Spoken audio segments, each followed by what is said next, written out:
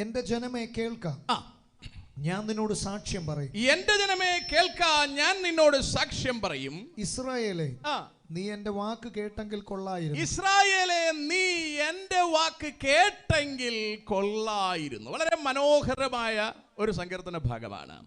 ആസാഫിന്റെ ഒരു പുലമ്പലാണ് നമ്മൾ ഇവിടെ കാണുന്നത്. എന്റെ ജനമേ, നീ എന്റെ വാക്ക് കേട്ടു എങ്കിൽ കൊള്ളായിരുന്നു. ഞാൻ ഇങ്ങനെ ഈ വാക്ക് ഈ കഴിഞ്ഞ ദിവസം ഇത് വായിക്കുമ്പോൾ എൻ്റെ ഉള്ളിലേക്ക് തോന്നിയത്, ആസാഫ് പഴയ നിയമത്തിൽ ആലയത്തിൽ പാടുവാൻ വേണ്ടി എഴുതിപ്പിടിപ്പിക്കുന്ന ഈ ഭാഗത്തിൽ ഇസ്രായേലിന്റെ ഗതി ഓർത്ത് ആസാഫ് പുലമ്പുകയാണ്. അതാണ് നമ്മളിവിടെ പറയുന്നത്, എന്റെ ജനമേ, നീ എന്റെ വാക്ക് കേട്ടെങ്കിൽ കൊള്ളായിരുന്നു. സ്തോത്രം. ആസാഫ് ഒരു പാട്ടുകാരനായിരുന്നു, ഒരു സംഗീത പ്രമാണിയായിരുന്നു. ആസാഫ് ഇവിടെ ഇസ്രായേലിന് വേണ്ടി പാടുകയാണ്, അല്ലെങ്കിൽ ദൈവത്തിന്റെ ഭാഗത്ത് നിന്ന് ഇസ്രായേലിനെ ഓർത്തുകൊണ്ട് പാടുകയാണ്. അവിടെയാണ് പറയുന്നത്, എന്റെ ജനമേ, എന്റെ വാക്ക് കേട്ടെങ്കിൽ കൊള്ളായിരുന്നു എന്ന് പറഞ്ഞ് പാടുകയാണ്. ഞാൻ ഇങ്ങനെ ഒന്ന് ചിന്തിക്കുമ്പോൾ, നമ്മുടെ രക്ഷകനായ കർത്താവായ യേശുക്രിസ്തു, ത്രിത്വത്തിൽ രണ്ടാമനായ നമ്മുടെ രക്ഷകനായ യേശുക്രിസ്തു ഇന്ന് സ്വർഗത്തിൽ മഹിമയുടെ വലതുഭാഗത്തിരുന്ന് നമ്മളെ ഓർത്തും ഇതുപോലെ പറയുകയാണ്, എന്റെ ജനമേ, നിങ്ങൾ രക്ഷപ്പെട്ടെങ്കിൽ കൊള്ളായിരുന്നു. Price the Lord. നമ്മുടെ എല്ലാവരുടെയും രക്ഷയ്ക്ക് വേണ്ടി കാൽവരി ക്രൂശിൽ അവസാനത്തെ തുള്ളി രക്തം വരെ ഊറ്റിക്കൊടുത്തിട്ട് മരിച്ചടക്കപ്പെട്ട് ഉയർത്തെഴുന്നേറ്റ് മഹിമയുടെ വലതുഭാഗത്ത് ചെന്നിരുന്ന് നമുക്ക് വേണ്ടി ഇപ്പോഴും പക്ഷപാതം ചെയ്തുകൊണ്ടിരിക്കുകയാണ്. യേശുക്രിസ്തു ക്രൂശിൽ അനുഭവിച്ച അതേ വേദന ഇന്ന് രാത്രിയിലും നമുക്ക് വേണ്ടി കർത്താവ് മഹിമയുടെ വലതുഭാഗത്ത് അനുഭവിച്ചുകൊണ്ടേ ഇരിക്കുകയാണ്. അല്ലാതെ ക്രൂശിലെന്ന് ഇറങ്ങി വേദനയൊക്കെ തീർന്നു, ആളിപ്പോ അവിടെ ചെന്ന് സുഖമായിട്ട് ഡല്ലപ്പിൽ കിടന്ന് ഉറങ്ങുകയല്ല. സ്റ്റിൽ നൗ, ഇപ്പോഴും ക്രിസ്തു നമുക്ക് വേണ്ടി മഹിമയുടെ വലതുഭാഗത്ത് പക്ഷപാതവുമായിട്ടിരിക്കുകയാണ്. സ്തോത്രം. ആ പക്ഷപാതത്തിന് എന്താ പറയാ, ഗുണമുണ്ടാകണം. അതാ ഇവിടെ പറയുന്നത്, ആസാഫ് പറയുന്നത്, എന്റെ ജനമേ, നീ വാക്ക് കേട്ടെങ്കിൽ കൊള്ളായിരുന്നു. തായിട്ടൊന്ന് വായിച്ചു വിട്ടേക്കാൻ വേഗത്തിൽ. അന്യദൈവം നിനക്കുണ്ടാകരുത്. ആദ്യത്തെ ഇഷ്യൂ എടുത്തു പറയുകയാണ്, നിനക്കുണ്ടായ ഒന്നാമത്തെ പ്രശ്നം, അന്യദൈവം നിനക്കുണ്ടാകരുത്. വായിക്കാം. യാതൊരു അന്യദൈവത്തെയും നീ നമസ്കരിക്കരുത്. മിസ്രയീം ദേശത്ത് നിന്ന് നിന്നെ കൊണ്ടുവന്ന യഹോവയായ ഞാൻ നിന്റെ ദൈവമാകും. കണ്ടോ, വളരെ കൃത്യമായിട്ട് അവിടെ പറയാ, ഇസ്രായേലിനെ മിസ്രൈമിൽ നിന്ന് കൊണ്ടുവന്ന നിന്റെ ദൈവമായ ഞാനാണ് ദൈവം. ഇന്ന് കണ്ടോ, ഞാൻ നേരത്തെ ഉദ്ധരിച്ച വിഭാഗം AD 500-കളിൽ ആരംഭിച്ച സുവിശേഷ വിരോധ പരിപാടി അവരിൽ ലോകത്തെമ്പാടും നല്ല ഉഷാറായി വേരൂന്നിക്കഴിഞ്ഞിരിക്കുന്നു. യഹോവയല്ല ദൈവമെന്നും മറ്റൊരു ഗോത്ര ദൈവമാണ് ദൈവമെന്നും അവർ ലോകത്തെമ്പാടും പ്രചരിപ്പിച്ചു എന്ന് മാത്രമല്ല, സുവിശേഷത്തിനെതിരെ കൃത്യമായ വലിയ സങ്കേത നഗരങ്ങൾ അവർ പണിതിരിക്കുന്നു. രാജ്യങ്ങൾ പിടിച്ചെടുക്കുവാനുള്ള നിമ്രോദിന്റെ ശക്തി അവർ ആർജിച്ചെടുത്തിരിക്കുന്നു. നമ്മൾ ഉറങ്ങിപ്പോകരുത്. നമുക്ക് ഇവിടത്തെ രാജ്യം പിടിക്കൽ അല്ല പണി, നമുക്ക് അക്കരെ നാട്ടിൽ ചെന്നേ മതിയാകത്തുള്ളൂ. Praise the lord. Roman Catholic അവരോടുള്ള യുദ്ധത്തിൽ വിജയിക്കാൻ വേണ്ടി അവരുടെ വിശ്വാസികൾക്ക് പറഞ്ഞു കൊടുത്ത മറുപടി, അല്ലെങ്കിൽ എന്താ പറയാ, മറുമരുന്ന് എന്ന് പറയുന്നത്, നിങ്ങൾ ഒരുപാട് കുഞ്ഞുങ്ങളെ ജനിപ്പിച്ചോളാനാണ്. അതുകൊണ്ട് 3-ലധികം കുഞ്ഞുങ്ങൾ ജനിച്ചാൽ അതിനവർ എന്തുണ്ട്, പൈസയൊക്കെ കൊടുക്കുന്നുണ്ട്, അല്ലേ? പിള്ളേർക്ക് ഫീസോ ഗോതമ്പോ പച്ചരിയോ എങ്ങോട്ടൊക്കെ അവർ കൊടുക്കുന്നുണ്ട്, കൂടുതൽ പിള്ളേരെ ജനിപ്പിക്കുന്നെങ്കിൽ. എനിക്ക് നിങ്ങളോട് പറയാനുള്ളത്, നിങ്ങൾക്ക് ആരൊക്കെ ഉണ്ടെങ്കിൽ പിള്ളേരൊക്കെ ജനിച്ചോട്ടെ, കുഴപ്പമില്ല. നിങ്ങളെ എണ്ണം കൂട്ടിയിട്ട് ഈ ശക്തിയെ എതിർക്കാനാണ് ഉദ്ദേശിക്കുന്നതെങ്കിൽ that is impossible. Praise the Lord.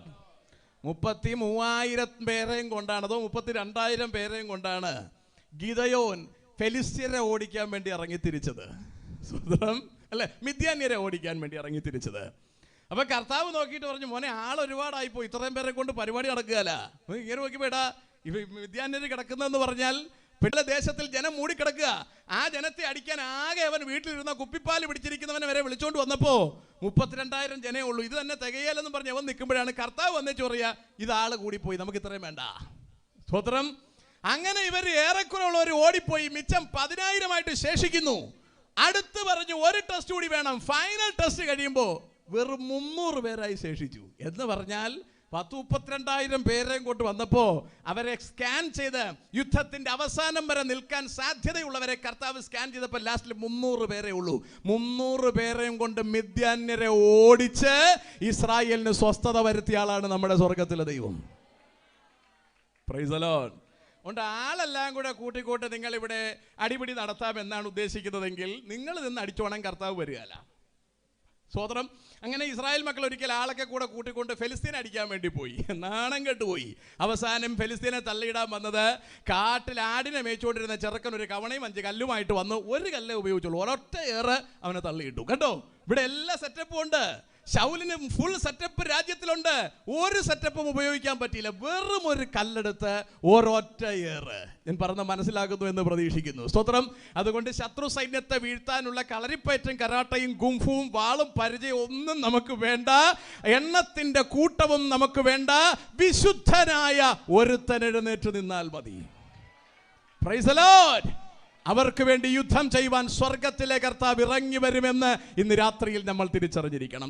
ഇവിടെ നിങ്ങൾ ഇത് വായിക്കുന്നത് ശ്രദ്ധിച്ചോളൂ. കർത്താവ് പറയുക, അന്യദൈവം നിങ്ങൾക്കുണ്ടാകരുത്, യാതൊരു അന്യദൈവത്തെയും സേവിക്കരുത്. എത്ര ഭംഗിയായി AD 500-കളിൽ അന്യദൈവത്തെ ഉലകത്തിന്റെ മധ്യഭാഗത്ത് നിന്ന് ലോകത്തെമ്പാടും അവർ സ്പ്രെഡ് ഔട്ട് ചെയ്തു എന്ന് നിങ്ങളൊന്ന് ചിന്തിച്ചു നോക്കൂ. ഇവിടെ എല്ലാവരും ഉറങ്ങുകയായിരുന്നു. അവർ നിസ്സാരമായി എല്ലാ ദേശത്തിന്റെ മുക്കിലും മൂലയിലും കൊണ്ട് സ്ഥാപിക്കുകയും മൈക്ക് വെച്ച് കെട്ടി വിളിച്ചു പറയുകയും ചെയ്തു, ആ ഗോത്ര ദൈവം മാത്രമാണ് ദൈവമെന്ന്. നമ്മൾ അപ്പോഴും ഉറങ്ങുകയായിരുന്നു. ഇനിയെങ്കിലും ഉണരണം. It's the last time. ഇനിയും നിങ്ങൾ ഉറങ്ങരുത് എന്നാണ് എനിക്ക് നിങ്ങളോട് വിളിച്ചു പറയാനുള്ളത്. എഴിച്ച് യുദ്ധം ചെയ്യാനല്ല പറയാനുള്ളത്, അടിയുണ്ടാക്കാനല്ല എനിക്ക് പറയാനുള്ളത്, സെക്രട്ടേറിയറ്റ് വളയാനല്ല എനിക്ക് പറയാനുള്ളത്. ദൈവസന്നിധിയിൽ മുട്ടുമടക്കുക. നമ്മുടെ കർത്താവ് എഴുന്നേറ്റുവാൻ സമയമെടുത്തിരിക്കുന്നു. Praise the lord. നമുക്കിവിടെ ഉള്ളത് ഫെലിസ്തീനെ പരാജയപ്പെടുത്തലോ മിദ്യാന്യനെ പരാജയപ്പെടുത്തലോ ഫറവോനെ പരാജയപ്പെടുത്തി ചെങ്കടൽ യാത്ര ചെയ്ത് അടുത്ത ദേശത്തേക്ക് പോകലോ അല്ല. നമുക്കിവിടെ യാത്ര ചെയ്യാനുള്ളത് കാഹളം ധ്വനിക്കുമ്പോൾ അക്കരെ നാട്ടിലേക്കാണ്. Price the Lord. അതുകൊണ്ട് അതിനു വേണ്ടിയിട്ടാണ് ഒരുങ്ങേണ്ടത്. ഈ 5 ദിവസത്തെ കൺവെൻഷൻ അതിനു വേണ്ടിയിട്ടാണ്. ലോകം പിശാചിന്റെ കയ്യിൽ അമരുവാൻ സമയമെടുത്തിരിക്കുന്നു. നമ്മുടെ കഴുത്തിൽ കയറ് കുരുങ്ങുന്നതിന് മുമ്പേ അക്കരെ യാത്രയ്ക്ക് വേണ്ടി ഒരുങ്ങിക്കൊള്ളുക. ഉപേക്ഷിക്കേണ്ടതെല്ലാം തള്ളിക്കളയാൻ തയ്യാറായിക്കൊള്ളുക. ആസാബ് പിന്നെയും വിളിച്ചു പറയുന്നു, അയ്യോ ഇങ്ങനെ ആയിരുന്നെങ്കിൽ കൊള്ളായിരുന്നു. വായിച്ചു വിട്ടേക്കാം. എന്നാൽ എന്റെ ജനം എന്റെ വാക്ക് കേട്ട എന്നാൽ എന്റെ ജനം എന്റെ വാക്ക് കേട്ടില്ല. കണ്ടോ, ആ വാക്ക് വളരെ പ്രധാനമാണ്. എന്നാൽ എന്റെ ജനം എന്റെ വാക്ക് കേട്ടനുസരിച്ചില്ല. ഇസ്രായേൽ എന്നെ കൂട്ടാക്കിയത്, ഇസ്രായേൽ ഞാൻ പറഞ്ഞതിനെ മൈൻഡ് ചെയ്തില്ല. വായിക്കൂ. അതുകൊണ്ട് അവർ സ്വന്തം ആലോചന പ്രകാരം സ്വന്തം ഇഷ്ടത്തിന് നടക്കേണ്ടതിന് ഞാൻ അവരെ ഹൃദയ കാഠിന്യത്തിന് ഏൽപ്പിച്ചു, അവരുടെ തോന്യാസത്തിന് ഏൽപ്പിച്ചു കളഞ്ഞു. അന്ത്യകാലത്തിൽ നമ്മൾ എത്തിയിരിക്കുന്നു. അന്ത്യകാലത്ത് പരിഹാസികൾ, സ്വന്തം ഇഷ്ടത്തിന് നടക്കുന്നവർ ഉണ്ടാകുമെന്ന് തിരുവെടുത്ത് അടിവരയിട്ട് പ്രസ്താവിക്കുന്നു. എനിക്ക് നിങ്ങളോട് പറയാനുള്ളത്, നമ്മൾ നടക്കുന്നത് സ്വന്തം ഇഷ്ടത്തിനാണോ കർത്താവിന്റെ ഇഷ്ടത്തിനാണോ എന്ന് വെരിഫൈ ചെയ്യേണ്ടത് നമ്മുടെ ഉത്തരവാദിത്വമാണ്. Price the Lord. ഓരോ ആരാധനയ്ക്ക് കൂടുകയും നമ്മൾ അതാ ചെയ്യുന്നത്. അതാ ബൈബിൾ വെച്ച് നമ്മൾ വാക്യമൊക്കെ എടുത്ത് ഇങ്ങനെ വായിച്ച് നമ്മളെ വെരിഫൈ ചെയ്യുകയാണ്. അല്ലാതെ മറ്റുള്ളവരെ കാണാൻ വേണ്ടിയിട്ടല്ല, നമ്മൾ വെരിഫൈ ചെയ്യുകയാണ്. ഞാൻ എങ്ങനെ ഇരിക്കുന്നു? സ്വന്തം ആലോചനയ്ക്കാണോ നടക്കുന്നത്? പാട്ടുണ്ടാകും, കയ്യടി ഉണ്ടാകും, അന്യഭാഷ ഉണ്ടാകും, തൊടുമ്പോൾ രോഗിയൊക്കെ ചിലപ്പോൾ സൗഖ്യമായെന്നിരിക്കും, കാര്യങ്ങളെല്ലാം നന്നായി പോകുന്നെന്നിരിക്കും, മീറ്റിംഗ് ഒക്കെ നന്നായിട്ടുണ്ടാകും, നിലം തൊടാത്ത മീറ്റിംഗ് ആയിരിക്കും, ജനം കൂട്ടമായിട്ട് വരുന്നുണ്ടാകും, വീഡിയോസ് ഒക്കെ ആൾക്കാർ കാണുന്നുണ്ടായിരിക്കും. ഇതൊന്നുമല്ല പ്രധാനം. കർത്താവിന്റെ കാഹളം ധ്വനിക്കുമ്പോൾ അക്കരെ നാട്ടിലേക്ക് പോകുവാൻ കഴിയും എന്ന പൂർണ്ണ ഉറപ്പാണ് നമുക്കുണ്ടാകേണ്ടത്. Price the Lord. അവിടെ പറഞ്ഞിരിക്കുന്നത്, അവർ സ്വന്തം ആലോചന പ്രകാരം നടക്കേണ്ടതിന് ഞാൻ അവരെ ഹൃദയകാഠിന്യത്തിൽ ഏൽപ്പിച്ചിരിക്കുന്നു. വായിക്കാം. അയ്യോ എന്റെ ജനം എന്റെ വാക്ക് കേൾക്കുകയും ഇസ്രായേൽ എന്റെ വഴികളിൽ നടക്കുകയും ചെയ്തുവെങ്കിൽ കൊള്ളായിരുന്നു. അങ്ങനെ ആയിരുന്നെങ്കിൽ കൊള്ളായിരുന്നു. ആസാഫിന്റെ പുലമ്പലാണ്, അങ്ങനെ ആയിരുന്നെങ്കിൽ കൊള്ളായിരുന്നു. പക്ഷെ അങ്ങനെ അല്ല. വായിക്കാം. എന്നാൽ ഞാൻ വേഗത്തിൽ അവരുടെ ശത്രുക്കളെ കീഴടക്കുമായിരുന്നു. കണ്ടോ, ഫസ്റ്റ് അവർ എന്നെ കീഴ്പ്പെട്ടിരുന്നു എങ്കിൽ ഞാൻ അവരുടെ ശത്രുക്കളെ കീഴ്പ്പെടുത്തുമായിരുന്നു. അന്യ സുഹൃത്തുക്കളെ, ഇത് നമ്മൾ തിരിച്ചറിഞ്ഞിരിക്കണം. നമ്മുടെ ശത്രുക്കൾ കീഴ്പ്പെടണമെങ്കിൽ കർത്താവ് നമ്മളോട് പറഞ്ഞത് നമ്മൾ അനുസരിക്കുവാൻ ബാധ്യസ്ഥതയുള്ളവരാണ്. Praise the lord. സ്തോത്രം. താഴോട്ട് വായിക്കാം. അവരുടെ വൈരികളുടെ നേരെ എന്റെ കൈ തിരിക്കുമായിരുന്നു. വായിച്ചോളൂ. യഹോവയെ പകയ്ക്കുന്നവർ, യഹോവയെ തള്ളിക്കളയുന്നവർ അവന് കീഴടങ്ങുമായിരുന്നു. വായിച്ചോളൂ. എന്നാൽ ഇവരുടെ ശുഭകാലം, എന്നാൽ ഇസ്രായേലിന്റെ ശുഭകാലം എന്നേക്കും നിൽക്കുമായിരുന്നു. കണ്ടോ, ഇസ്രായേലിന് നല്ല കാലം ഉണ്ടാകാതെ പോയി. ഇസ്രായേലിന് എന്നേക്കും ശുഭകാലം ഉണ്ടാകുമായിരുന്നു. മാന്യദൈവ മക്കളെ, നമ്മളിത് തിരിച്ചറിയണം കേട്ടോ. നമുക്കൊരു ശുഭകാലം ഒരുക്കാനാണ് നമ്മുടെ കർത്താവ് കാൽവറി ക്രൂശിൽ മരിച്ചത്. നമ്മളിൽ ഓരോരുത്തരുടെയും കഷ്ടത മാറ്റി നമുക്ക് നിത്യതയിൽ സുഖം തരാനാണ്, നിത്യതയിൽ സന്തോഷം തരാനാണ്, എന്നേക്കും നിലനിൽക്കുന്ന നിത്യ ആനന്ദം നമുക്ക് തരാനാണ് നമ്മുടെ കർത്താവ് കാൽവറിയിൽ മരിച്ചത്. കർത്താവ് ഇന്ന് മഹിമയുടെ വലതുഭാഗത്തിരുന്ന് നമ്മളോട് പറയുക, നീ നേരെ നടന്നിരുന്നു എങ്കിൽ കൊള്ളായിരുന്നു, നിന്റെ സന്തോഷം എന്നേക്കും നിൽക്കുമായിരുന്നു. അല്ല, നമ്മൾ ഇവിടുത്തെ കൊച്ചു കൊച്ചു സന്തോഷങ്ങൾക്ക് വേണ്ടി തിരുവഴുത്തിനെ മറികടന്നു പോയി കൊച്ചു കൊച്ചു സന്തോഷങ്ങൾ ആസ്വദിക്കാൻ നിന്നാൽ ഈ ശവം നമുക്ക് കുറച്ചു കാലം സന്തോഷം തരും. പക്ഷേ നിത്യതയിൽ ലഭ്യമാകേണ്ട നിത്യ സന്തോഷത്തെ അത് കാർന്നു തിന്നു കളയുമെന്ന് നമ്മൾ തിരിച്ചറിയണം. അതുകൊണ്ട് നിത്യതയ്ക്കുള്ള സന്തോഷത്തിനായി ഉലകത്തിൽ ഇപ്പോഴുള്ള സന്തോഷങ്ങളെ തൃണവൽഗണിക്കുവാൻ നമ്മൾ ദൈവസന്നിധിയിൽ തയ്യാറാകണമെന്ന് ഇന്ന് ആത്മാവിൽ ഞാൻ നിങ്ങളോട് ഓർപ്പിക്കുകയാണ്. സ്വതന്ത്രം അതാ ഇവിടെ ആസാബ് പറയുന്നത്, അവരുടെ സന്തോഷം എന്നേക്കും നിൽക്കുമായിരുന്നു. Carry on. അവൻ മേത്തരമായ ഗോതമ്പ് കൊണ്ട് അവരെ പോഷിപ്പിക്കുമായിരുന്നു. ഫസ്റ്റ് ക്ലാസ്, നല്ല ഒന്നാം ക്ലാസ് ഗോതമ്പ് കൊണ്ട് പോഷിപ്പിക്കുമായിരുന്നു. ഞാൻ പാറയിൽ നിന്നുള്ള തേൻ, പാറയിൽ നിന്നുള്ള തേൻ, ഒരു പക്ഷികളും എന്താ പറയാ നുകർന്നിട്ടില്ലാത്ത, ഒരു മൃഗങ്ങളും നക്കിയിട്ടില്ലാത്ത ഫസ്റ്റ് ക്ലാസ് തേൻ, ഹണി, പാറയുടെ വിടവിൽ നിന്ന് ഞാൻ ഇസ്രായേലിന് വേണ്ടി പകർന്നു കൊടുക്കുമായിരുന്നു. എത്ര നല്ല ദൈവമാണെന്ന് ആലോചിച്ച് നോക്കൂ. നമുക്ക് വേണ്ടി ഇതുപോലെ ഒരുപാട് നന്മകൾ നൽകുവാൻ ഒരുക്കി വച്ച് നമ്മുടെ കർത്താവ് കാത്തിരിക്കുകയാണ്. കർത്താവ് ഇങ്ങനെ പുലമ്പേണ്ടി വരരുത്, എൻ്റെ ജനം നടന്നു എങ്കിൽ കൊള്ളായിരുന്നു എന്നല്ല, എൻ്റെ ജനം നടക്കുന്നതിനായി ദൈവത്തിന് മഹത്വമെന്ന് നമ്മുടെ കർത്താവിന് പറയുവാൻ കഴിയണം. എന്നെ മാനിക്കുന്നവനെ ഞാൻ മാനിക്കും.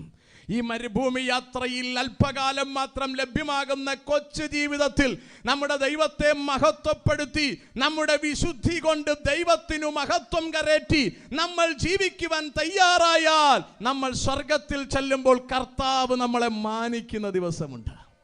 സ്തോത്രം. അക്കാര്യം ഗൗരവമായി നമ്മൾ തിരിച്ചറിഞ്ഞിരിക്കണം. ഇസ്രായേലിന്റെ ചരിത്രം നമ്മൾ ഒറ്റ ശ്വാസത്തിൽ പറഞ്ഞാൽ നമുക്കറിയാം, ദൈവം തിരഞ്ഞെടുത്ത ഒരു ജാതിയാണ്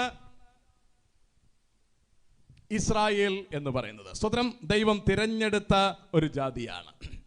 വേദപുസ്തകം നമ്മൾ ഓടിച്ചൊന്ന് പരിശോധിച്ചാൽ ആദ്യത്തെ മനുഷ്യനെ നമുക്കറിയാം ആദമാണ്. ഞാൻ ബാക്കി വിശദീകരണങ്ങളിലേക്ക് എങ്ങും പോകുന്നില്ല, ഒറ്റ റൂട്ട് മാപ്പ് ഒന്ന് ഓടിച്ച് കാണിച്ചിട്ട് ഞാൻ ഈ വാക്യത്തിലൂടെ കടന്നങ്ങ് പോകാൻ പോവുകയാണ്. സമയം നമ്മുടെ മുമ്പിൽ ഒത്തിരി ഇല്ല. ആദ്യത്തെ മനുഷ്യൻ ആദമാണ്. ആദമിനെ ദൈവം സൃഷ്ടിച്ചേതനിൽ കൊണ്ടാക്കി ദൈവത്തോടുള്ള ബന്ധത്തിൽ ജീവിക്കാനുള്ള എല്ലാ സൗകര്യങ്ങളും ഒരുക്കി കൊടുത്തിട്ട് ദൈവം അവന് ഒരു കാര്യം കൊടുത്തു.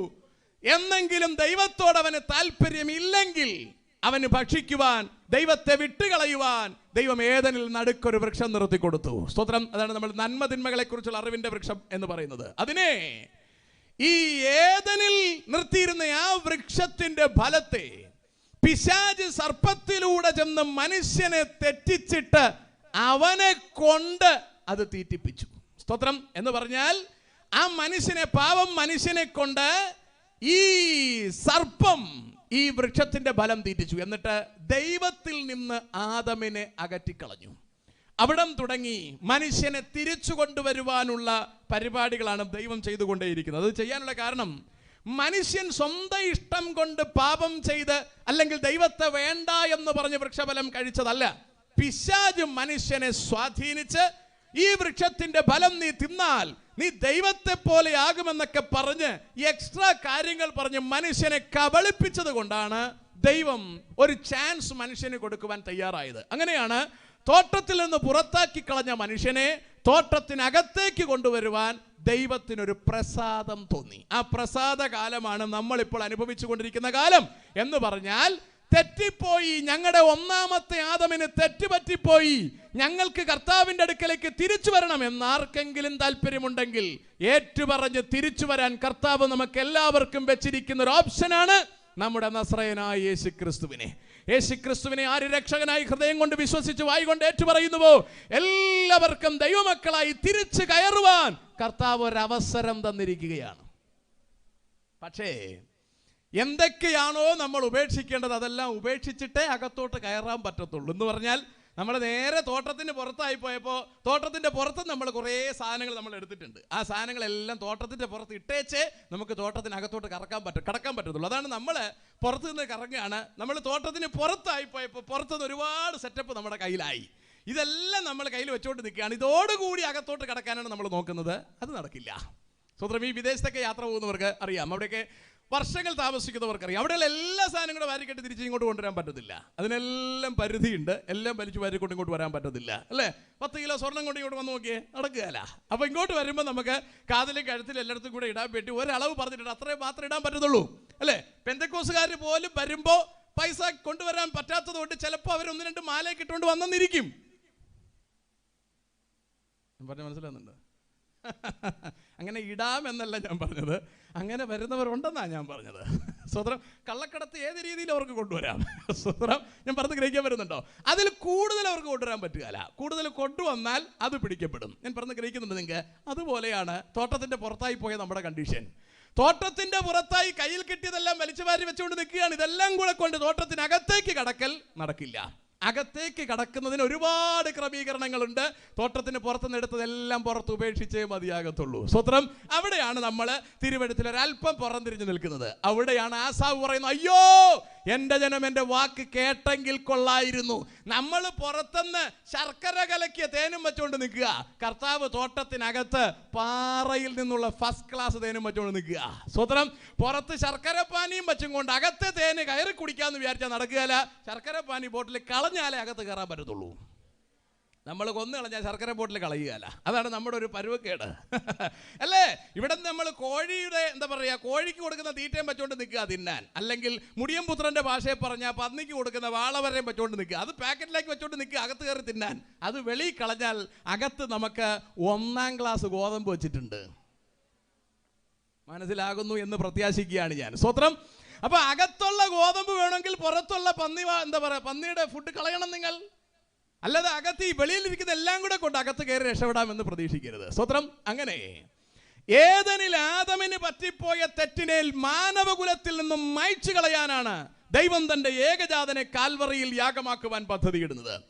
ആദം കഴിഞ്ഞ് 10 തലമുറ വരുമ്പോൾ ജനം മറ്റൊരു രീതിയിൽ പാപത്തിലേക്ക് പോവുകയാണ്. എന്ന് പറഞ്ഞാൽ ജനം മുഴുവൻ ദൈവത്തിന് വിരോധമായി മാറിക്കഴിഞ്ഞു. ഒന്ന് വായിക്കാമോ? 6-ാം അധ്യായം, ഉൽപ്പത്തി പുസ്തകം 6-ാം അധ്യായം 1-2 വാക്യങ്ങൾ ഒന്ന് വേഗത്തിൽ വായിക്കാം. ഉൽപ്പത്തി പുസ്തകം 6-ാം അധ്യായം. കൃപ.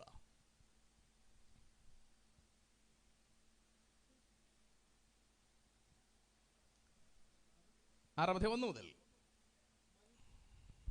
മനുഷ്യൻ ഭൂമിയിൽ പെരുകി തുടങ്ങി, അവർക്ക് പുത്രിമാർ ജനിച്ചപ്പോൾ ദൈവത്തിന്റെ പുത്രന്മാർ മനുഷ്യരുടെ പുത്രിമാരെ സൗന്ദര്യമുള്ളവരെന്ന് കണ്ടിട്ട്, ദൈവത്തിന്റെ പുത്രന്മാർ മനുഷ്യരുടെ പുത്രിമാരെ സൗന്ദര്യമുള്ളവരെന്ന് കണ്ടിട്ട് തങ്ങൾക്ക് ബോധിച്ച ഏവരെയും ഭാര്യമാരായി എടുത്തു. തങ്ങൾക്ക് ബോധിച്ചവരെ ഭാര്യമാരായി എടുത്തു. ആള് കൂടിയപ്പോഴാണ് ഈ ഒരു പ്രശ്നം ഉണ്ടായത്. ഇതിപ്പോഴും ഉണ്ട്. ഇപ്പോഴാളിങ്ങോട്ട് കൂടി, സൗകര്യങ്ങൾ കൂടി, വാട്സാപ്പും ഫേസ്ബുക്കും സംവിധാനങ്ങളെല്ലാം കൂടി, ഇപ്പം മനുഷ്യർക്ക് ബോധിച്ചവരെ ഭാര്യയായിട്ടും ഭർത്താവായിട്ടും എടുക്കുന്ന സെറ്റപ്പിലേക്ക് മാറി, അല്ലേ? ഇവിടെ പറയുന്നുണ്ടോ, ജനം കൂടിക്കഴിഞ്ഞപ്പോൾ, പെരുകിക്കഴിഞ്ഞപ്പോൾ തങ്ങൾക്ക് ബോധിച്ചവരെ കണ്ടപ്പോ ഇഷ്ടം തോന്നിയവരോടൊക്കെ ജനത്തിന് കാമം ജ്വലിക്കുവാൻ തുടങ്ങി. സ്തോത്രം. താഴ്ത്തു വായിക്കാം. അപ്പോൾ യഹോവ, മനുഷ്യനിൽ എന്റെ ആത്മാവ് സദാകാലവും വാദിച്ചുകൊണ്ടിരിക്കുകയില്ല. മനുഷ്യനിൽ എന്റെ ആത്മാവ് സദാകാലവും വാദിച്ചുകൊണ്ടിരിക്കുകയില്ല. അവൻ ജഡം തന്നെയല്ലോ. വായിക്കാം. എങ്കിലും അവന്റെ കാലം 120 സംവത്സരമാകുമെന്ന് അരുളി ചെയ്തു. 5 മുതൽ വായിക്കൂ. ഭൂമിയിൽ മനുഷ്യന്റെ ദുഷ്ടത വലിയതെന്നും അവന്റെ ഹൃദയ വിചാരങ്ങളുടെ നിരൂപണമൊക്കെയും. ആ വാക്കുകൾ വളരെ ശ്രദ്ധിക്കണം. അവന്റെ ഹൃദയ വിചാരങ്ങളുടെ നിരൂപണമൊക്കെയും എല്ലായ്പ്പോഴും ദോഷമുള്ളത്. Not once in a while, വല്ലപ്പോഴുമല്ല, എല്ലായ്പ്പോഴും ദോഷമുള്ളത് എന്നും യഹോവ കണ്ടു. താൻ ഭൂമിയിൽ മനുഷ്യനെ ഉണ്ടാക്കുക കൊണ്ട് യഹോവ അനുതപിച്ചു. ഇവിടെ കർത്താവ് അനുതപിക്കുന്നതായി കാണുന്നു. സ്വർഗത്തിലെ ദൂതന്മാർ ഭൂമിയിൽ മനുഷ്യരുടെ പുത്രിമാർ സുന്ദരിമാരെന്ന് കണ്ടിട്ട് അവർ സ്വർഗത്തിൽ നിന്ന് താഴേക്കിറങ്ങി വന്നു. ഇവളുമാരുമായി ചേർന്ന് ലൈംഗിക വൃത്തിയിൽ ഏർപ്പെട്ടു. അവർക്ക് മല്ലന്മാർ ജനിച്ചു. സ്തോത്രം. ഭൂമി അങ്ങനെ മലിനമാകാൻ തുടങ്ങി. ഇന്നിപ്പം മലിനത നിറഞ്ഞിരിക്കുകയാണ്. കഴിഞ്ഞ ദിവസം നമ്മുടെ കേരള ഹൈക്കോടതി 2 പെൺപിള്ളേർക്ക്, 2 മുസ്ലിം പെൺപിള്ളേർക്ക് അനുമതി കൊടുത്തിരിക്കുന്നു. അവർക്ക് ഒരുമിച്ച് ജീവിക്കാൻ, ഭാര്യയും ഭർത്താവുമായിട്ട് ജീവിക്കാൻ 2 മുസ്ലിം പെൺപിള്ളേര്. ഞാൻ പറഞ്ഞ ഗ്രഹിക്കാൻ പറ്റുന്നുണ്ടോ നിങ്ങൾക്ക്? എന്ന് പറഞ്ഞാൽ നമ്മുടെ കേരളത്തിനകത്ത് പോലും ദൈവത്തിന്റെ സ്വന്തം നാടെന്ന് അഭിമാനിക്കുന്ന, സാക്ഷരതയിൽ മുൻപന്തിയിൽ നിൽക്കുന്നു എന്ന് അവകാശം പറയുന്ന നമ്മുടെ കൊച്ചു കേരളത്തിൽ പോലും സൊദോമിലും ഗൊമോറയിലും നിലനിന്നിരുന്ന ആണാണോടും പെണ്ണ് പെണ്ണോടും ചേർന്ന് അവലക്ഷണമായ നിലയിൽ ജീവിക്കത്തക്ക നിലയിൽ പാപത്തെ കയറൂരി വിട്ടിരിക്കുന്ന ഒരു സിസ്റ്റം നടമാടിയിരിക്കുന്നു. എന്താ കാര്യമെന്നറിയാവോ? ഇതിന്റെ പുറകിലുള്ള കാര്യവും നമ്മൾ നേരത്തെ വായിച്ച സങ്കീർത്തനവും കണക്റ്റഡ് ആണ്. സങ്കീർത്തനത്തിൽ പറഞ്ഞത് അന്യദൈവം നിനക്കുണ്ടാകരുത്.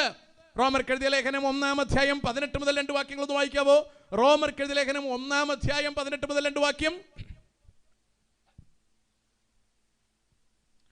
Thank you Jesus. അനീതി കൊണ്ട് സത്യത്തെ തടുക്കുന്ന മനുഷ്യരുടെ സകല അഭക്തിക്കും. അനീതി കൊണ്ട് സത്യത്തെ തടുക്കുക. കണ്ടോ, ഇവരുടെ തോന്നിയാസം കൊണ്ട് സത്യത്തെ തടുക്കുന്ന മനുഷ്യരുടെ അഭക്തിക്കും അനീതിക്കും നേരെ ദൈവത്തിന്റെ കോപം സ്വർഗത്തിൽ നിന്ന് വെളിപ്പെടുന്നു. കണ്ടോ, ദൈവത്തിന്റെ കോപം വരുന്ന സ്വർഗത്തിൽ നിന്ന്, പാർട്ടി ഓഫീസിൽ നിന്നല്ല. വായിക്കാം. ദൈവത്തെക്കുറിച്ച് അറിയാകുന്നത് അവർക്ക് വെളിവായിരിക്കുന്നു. ദൈവത്തെക്കുറിച്ച് അറിയാകുന്നത് ദൈവം അവർക്ക് വെളിവാക്കിയിരിക്കുന്നു. ദൈവം അവർക്ക് വെളിവാക്കിയല്ലോ. വായിക്കാം. അവന്റെ നിത്യശക്തിയും, ദൈവത്തിന്റെ നിത്യശക്തിയും ദിവ്യത്വവുമായി അവന്റെ അദൃശ്യ ലക്ഷണം, ദൈവത്തിന്റെ ദൃശ്യമല്ലാത്ത, നമ്മുടെ കണ്ണുകൾ കൊണ്ട് ഗോചരമല്ലാത്ത ലക്ഷണങ്ങൾ ലോകത്തിന്റെ സൃഷ്ടി മുതൽ അവന്റെ പ്രവൃത്തികളാൽ ബുദ്ധിക്ക് തെളിവായി വെളിപ്പെടുന്നു. എന്ന് പറഞ്ഞാൽ ദൈവമാരെന്ന് തിരിച്ചറിയാൻ ബുദ്ധിയുള്ള എല്ലാവർക്കും കഴിയും. ആ ബുദ്ധിയെ നശിപ്പിക്കുന്ന സാധനമാണ് ഇന്ന് യൗവനക്കാരുടെ കയ്യിലിരിക്കുന്ന മൊബൈൽ ഫോൺ. അവരത് ബുദ്ധി വർദ്ധിപ്പിക്കാൻ വേണ്ടി അല്ല ഉപയോഗിക്കുന്നത്. വെറുതെ ഗെയിമുകൾ കളിച്ചുകൊണ്ടിരിക്കുന്നു, ആവശ്യമില്ലാതെ എന്തെങ്കിലുമൊക്കെ വീഡിയോസ് കണ്ടുകൊണ്ടിരിക്കുന്നു. അങ്ങനെ അവരുടെ ബുദ്ധി ഇല്ലാതായി പോവുകയാണ്. നമ്മുടെ പഴയ ആൾക്കാർ 10 കണക്കെഴുതി പറഞ്ഞു കൊടുത്താൽ മനക്കണക്ക് കൂട്ടാനുള്ള കഴിവ് അവർക്കുണ്ടായിരുന്നു. 10 മൊബൈൽ ഫോണിന്റെ നമ്പരും മനസ്സിൽ ഫീഡ് ചെയ്യാൻ അവർക്ക് കഴിയും. പക്ഷെ ഇന്നത്തെ പിള്ളേർക്ക് അത് കഴിയില്ല. കാരണം അവരുടെ ബ്രെയിൻ ഇല്ലാതായി പോയി, അവരുടെ ബുദ്ധി വർക്കാകുന്നില്ല. രണ്ടാമത്തെ പ്രശ്നം അവരുടെ ആഹാരം. ബുദ്ധിക്ക് വളർച്ച ഉണ്ടാകുന്ന ആഹാരങ്ങളെ അല്ല, ശരീരം ചീർക്കുന്ന ആഹാരമാണ്. സ്തോത്രം. അടുത്ത് ഇന്ന് വന്നുകൊണ്ടിരിക്കുന്ന എല്ലാ രീതിയും അതാണ്, ബുദ്ധി വർക്കാകുന്നില്ല. പിന്നീട് ഇവിടെ പറയുന്ന മദ്യം, ഈ പറഞ്ഞ മയക്കുമരുന്നുകൾ, സാധനങ്ങളെല്ലാം ഇന്ന് യൗവന തലമുറ കഴിച്ചുകൊണ്ടിരിക്കുകയാണ്. അതുകൊണ്ടുണ്ടാകുന്ന എന്താണ്? ഇവരുടെ ബുദ്ധി ഭംഗിയായി വർക്കാവുന്നില്ല. 10 കൊല്ലം കഴിഞ്ഞാൽ ഞാൻ ആരായിരിക്കണം? 20 കൊല്ലം ഞാൻ ജീവിച്ചിരിക്കേണ്ടി വന്നാൽ ഞാൻ ആരായിരിക്കണം? ഈ ഭൂമിയിൽ നിന്ന് പോകുമ്പോൾ ഞാൻ ആരായിരിക്കണം? ഇതിനെയൊക്കെ കുറിച്ചുള്ള ബോധ്യം മനുഷ്യന് ബുദ്ധി വർക്കാവാത്ത വിധം ഇപ്പറഞ്ഞ നിസാരമായ കാര്യങ്ങളിൽ പിശാച് മനുഷ്യനെ കെട്ടിയിട്ടിരിക്കുകയാണ്. അതാ ഇവിടെ പറഞ്ഞ ബുദ്ധിയുള്ളവർക്ക് അത് വെളിപ്പെട്ടു വരും, അല്ലേ? ബുദ്ധി വർക്കാകുന്നവർക്ക് മനസ്സിലാകും നമ്മുടെ സൃഷ്ടാവിനെ കുറിച്ച്, ആ കർത്താവിന്റെ അടുക്കൽ ചെല്ലുവാൻ നമുക്ക് കഴിയുമെന്നതിനെ കുറിച്ച്, ഈ ഭൂമിയിലെ ജീവിതത്തിന്റെ നൈമിഷികതയെ കുറിച്ച് ഒക്കെ ചിന്തിക്കാൻ ബുദ്ധി വേണം. പക്ഷേ ബുദ്ധിക്കാണ് ഇത് വെളിപ്പെട്ടു വരേണ്ടത്. പിശാച് ഇന്ന് മനുഷ്യന്റെ ബുദ്ധിയെയാണ് കെട്ടിവച്ചിരിക്കുന്നത്. സ്തോത്രം. താട്ട് വായിക്കാം. അവർ ദൈവത്തെ അറിഞ്ഞിട്ടും, ആ വാക്കോട്ട് ശ്രദ്ധിക്കണം, അവർ ദൈവത്തെ അറിഞ്ഞിട്ടും അവനെ ദൈവമെന്നോർത്ത് മഹത്വീകരിക്കുകയോ നന്ദി കാണിക്കുകയോ ചെയ്യാം. കണ്ടോ, ദൈവത്തിന് മഹത്വപ്പെടുത്തുകയും വേണം, ദൈവത്തിന് നന്ദി കൊടുക്കുകയും വേണം. വേണ്ടേ? നന്ദി കാണിക്കുകയോ ചെയ്യാതെ തങ്ങളുടെ നിരൂപണങ്ങളിൽ വ്യർത്ഥരായി. കണ്ടോ, അവർക്കൊരു നിരൂപണം ഉണ്ടായി. ഇങ്ങനെയൊക്കെ കാര്യങ്ങൾ ദൈവം ഒന്നുമില്ല ഇന്നിപ്പോ അങ്ങനെ പറയുന്ന ആൾക്കാരാ കൂടുതലും, അല്ലേ? അപ്പൊ അങ്ങനെ അവരുടെ നിരൂപണം, അവരുടെ തോന്നിയാസങ്ങളിൽ അവർ വ്യർത്ഥരായി, അവർ ബുദ്ധിയില്ലാത്തവരായി, മഠയന്മാരായി. വായിക്കാം. അവരുടെ വിവേകമില്ലാത്ത ഹൃദയം ഇരുണ്ടുപോയി. കണ്ടോ, അവരുടെ വിവേകമില്ലാത്ത ഹൃദയം ഇരുണ്ടുപോയി. നമ്മൾ ഇന്ന് ഇവിടെ കൂടി വന്നിരിക്കുന്നത് ഹൃദയത്തെ ഇരുളാക്കി കളയാനല്ല, ഹൃദയത്തിനകത്തേക്ക് ഹാലജനെ വെള്ളുന്ന പരിശുദ്ധാത്മാവിന്റെ വെളിച്ചം പ്രകാശിക്കേണ്ടതിനാണ്. രോഗങ്ങൾ കൊണ്ട് നിങ്ങളുടെ ഹൃദയങ്ങൾ ഇരുണ്ടുപോയിട്ടുണ്ടെങ്കിൽ, കടബാധ്യത കൊണ്ട് നിങ്ങളുടെ ഹൃദയം ഇരുണ്ടുപോയിട്ടുണ്ടെങ്കിൽ, മറ്റ് ഇതര പ്രയാസങ്ങൾ കൊണ്ട് നിങ്ങളുടെ ഹൃദയം ഇരുണ്ടുപോയിട്ടുണ്ടെങ്കിൽ, വചനം നിങ്ങളുടെ ഉള്ളിലേക്ക് പ്രവേശിക്കുമ്പോൾ നിങ്ങളുടെ ഹൃദയത്തിനകത്ത് പ്രകാശമാണ് വ്യാപരിക്കുന്നത്. സ്തോത്രം. നമുക്ക് വിവേകമാണ് ഉണ്ടാകുന്നത്. മരിക്കാൻ വേണ്ടി കാത്തിരിക്കുന്നവന്റെ അകത്തേക്ക് കർത്താവിന്റെ തിരുവഴുത്തുകൾ ചെന്ന് പതിക്കുമ്പോൾ അവൻ മരണത്തെ മാറ്റിവെച്ച് അവൻ ജീവിക്കുവാൻ പഠിക്കുകയാണ്. സ്തോത്രം. അങ്ങനെയാണ് ആത്മഹത്യക്കൊക്കെ ഒരുങ്ങിയിരുന്ന ഒരുപാട് പേര് രക്ഷപ്പെട്ടിട്ടുള്ളത്. തിരുവഴുത്തവന്റെ അകത്തേക്ക് ചെല്ലുമ്പോൾ അവന് ജീവിക്കുവാനുള്ള ശക്തി ഉണ്ടാവും. ഏത് പ്രതിസന്ധികളെയും മാറ്റിക്കളയുവാനുള്ള ദൈവകൃപ അവന്റെ മേൽ പകരും. സ്തോത്രം. അതൊരു വലിയ കാര്യമാണ്. വചനമാണ് നമ്മുടെ അകത്തേക്ക് ക്രിയ ചെയ്യേണ്ടത്. സ്തോത്രം. വായിക്കാം താഴോട്ട്. ജ്ഞാനികൾ എന്ന് പറഞ്ഞുകൊണ്ട് അവർ മൂഢന്മാരായി. ജ്ഞാനികൾ എന്ന് പറഞ്ഞവർ മൂഢന്മാരായി പോയി. വായിക്കാം. അക്ഷയനായ ദൈവത്തിന്റെ തേജസ്സിനെ അവർ ക്ഷയമുള്ള മനുഷ്യൻ, പക്ഷി, നാൽക്കാലി, ഇഴജാതി എന്നിവയുടെ രൂപസാദൃശ്യമായി മാറ്റിക്കളഞ്ഞു. വളരെ ശ്രദ്ധിക്കണേ. അപ്പൊ ദൈവത്തെ അവർ മറ്റ് രൂപസാദൃശ്യങ്ങളിലാക്കി.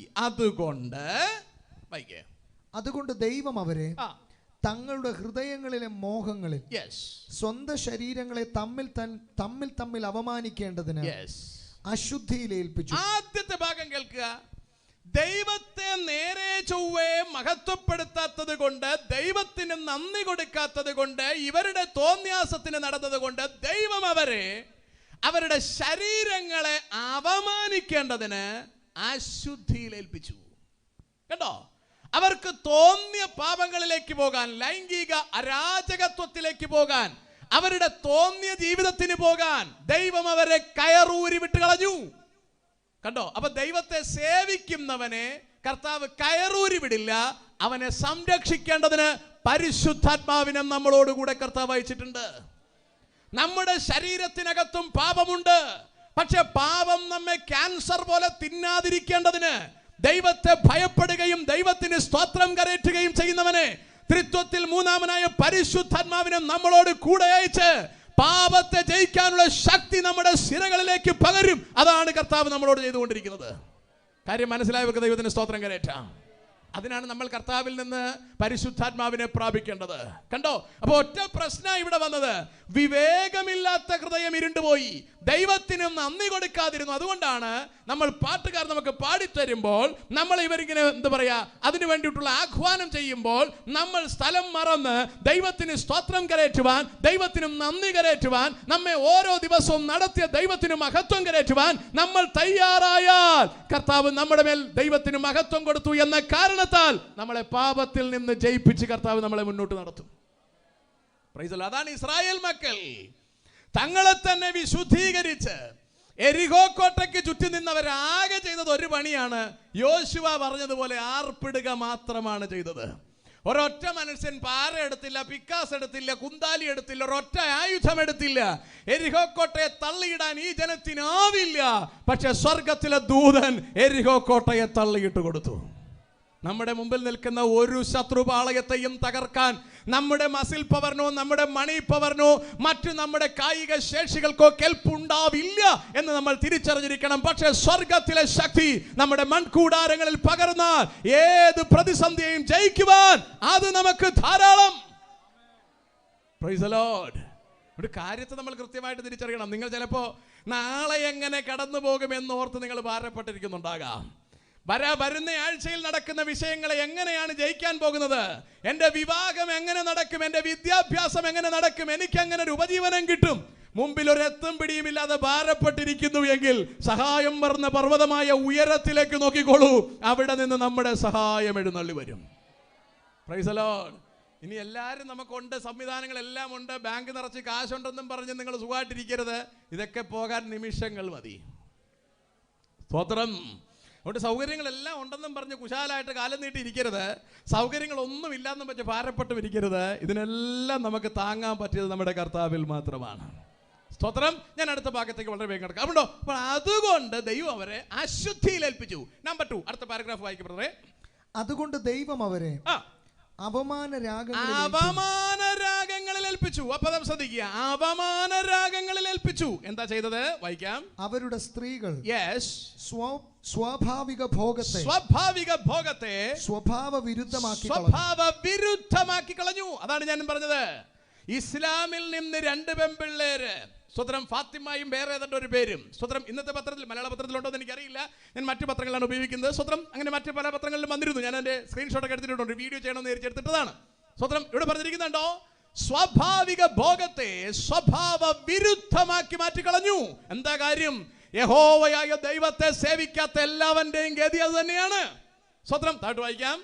ഔവണ്ണം പുരുഷന്മാരും സ്വാഭാവിക സ്ത്രീ ഭോഗം വിട്ട് അന്യോന്യം കാമം ജ്വലിച്ച് ആണോടാണ് അവലക്ഷണമായത് പ്രവർത്തിച്ച് ഇങ്ങനെ അവർ തങ്ങളുടെ വിഭ്രമത്തിന്, വാക്ക് കണ്ടോ, തങ്ങളുടെ വിഭ്രമത്തിന് യോഗ്യമായ പ്രതിഫലം തങ്ങളിൽ തന്നെ പ്രാപിച്ചു. എത്ര മനോഹരമായിരിക്കും നോക്കി. എന്താ ഇതിന്റെ എല്ലാം കാരണം?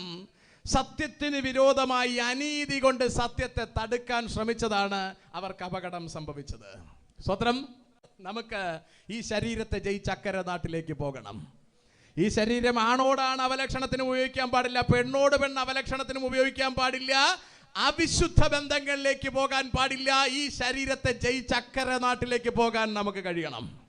Price the Lord. അതിനാണ് കർത്താവ് നമ്മുടെ മൺകൂടാരങ്ങളിൽ സ്വർഗത്തിലെ അഭിഷേകം അളവ് കൂടാതെ പകർന്നുകൊണ്ടേയിരിക്കുന്നത്. സ്തോത്രം. അല്ലെങ്കിൽ ഈ മൺകൂടാരത്തെ ജയിക്കാൻ നമുക്ക് ആർക്കും ആവില്ല.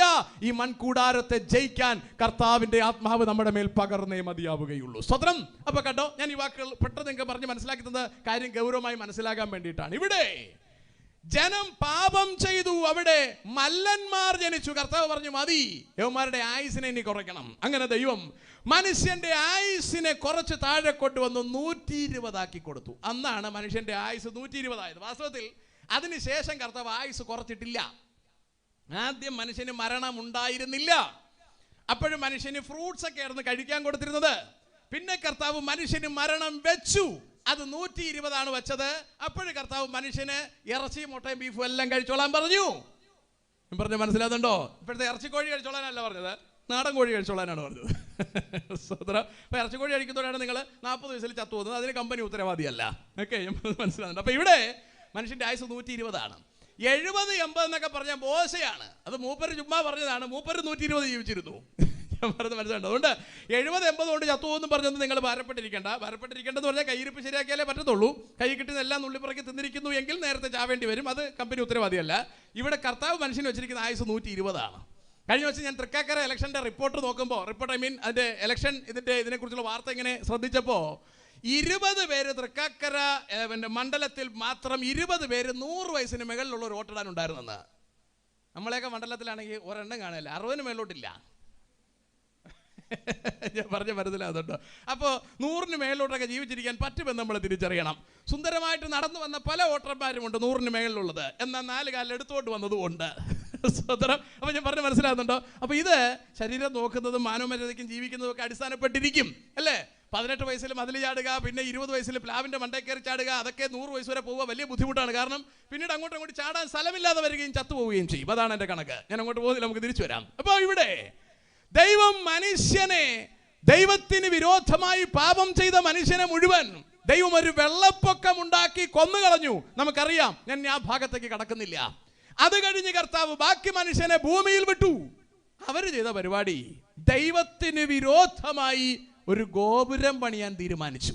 അതാണ് നമ്മൾ ഉൽപ്പത്തി പുസ്തകം 11-ാം അധ്യായത്തിൽ കാണുന്നത്. അവിടെ 2 വാക്യം കൂടെ വായിച്ചേച്ച് ഞാനൊന്ന് ഓടിപ്പോട്ടെ. 11-ാം അധ്യായം ഒരു 2 വാക്യം ഒന്ന് വായിക്കാം. ഉൽപ്പത്തി പുസ്തകം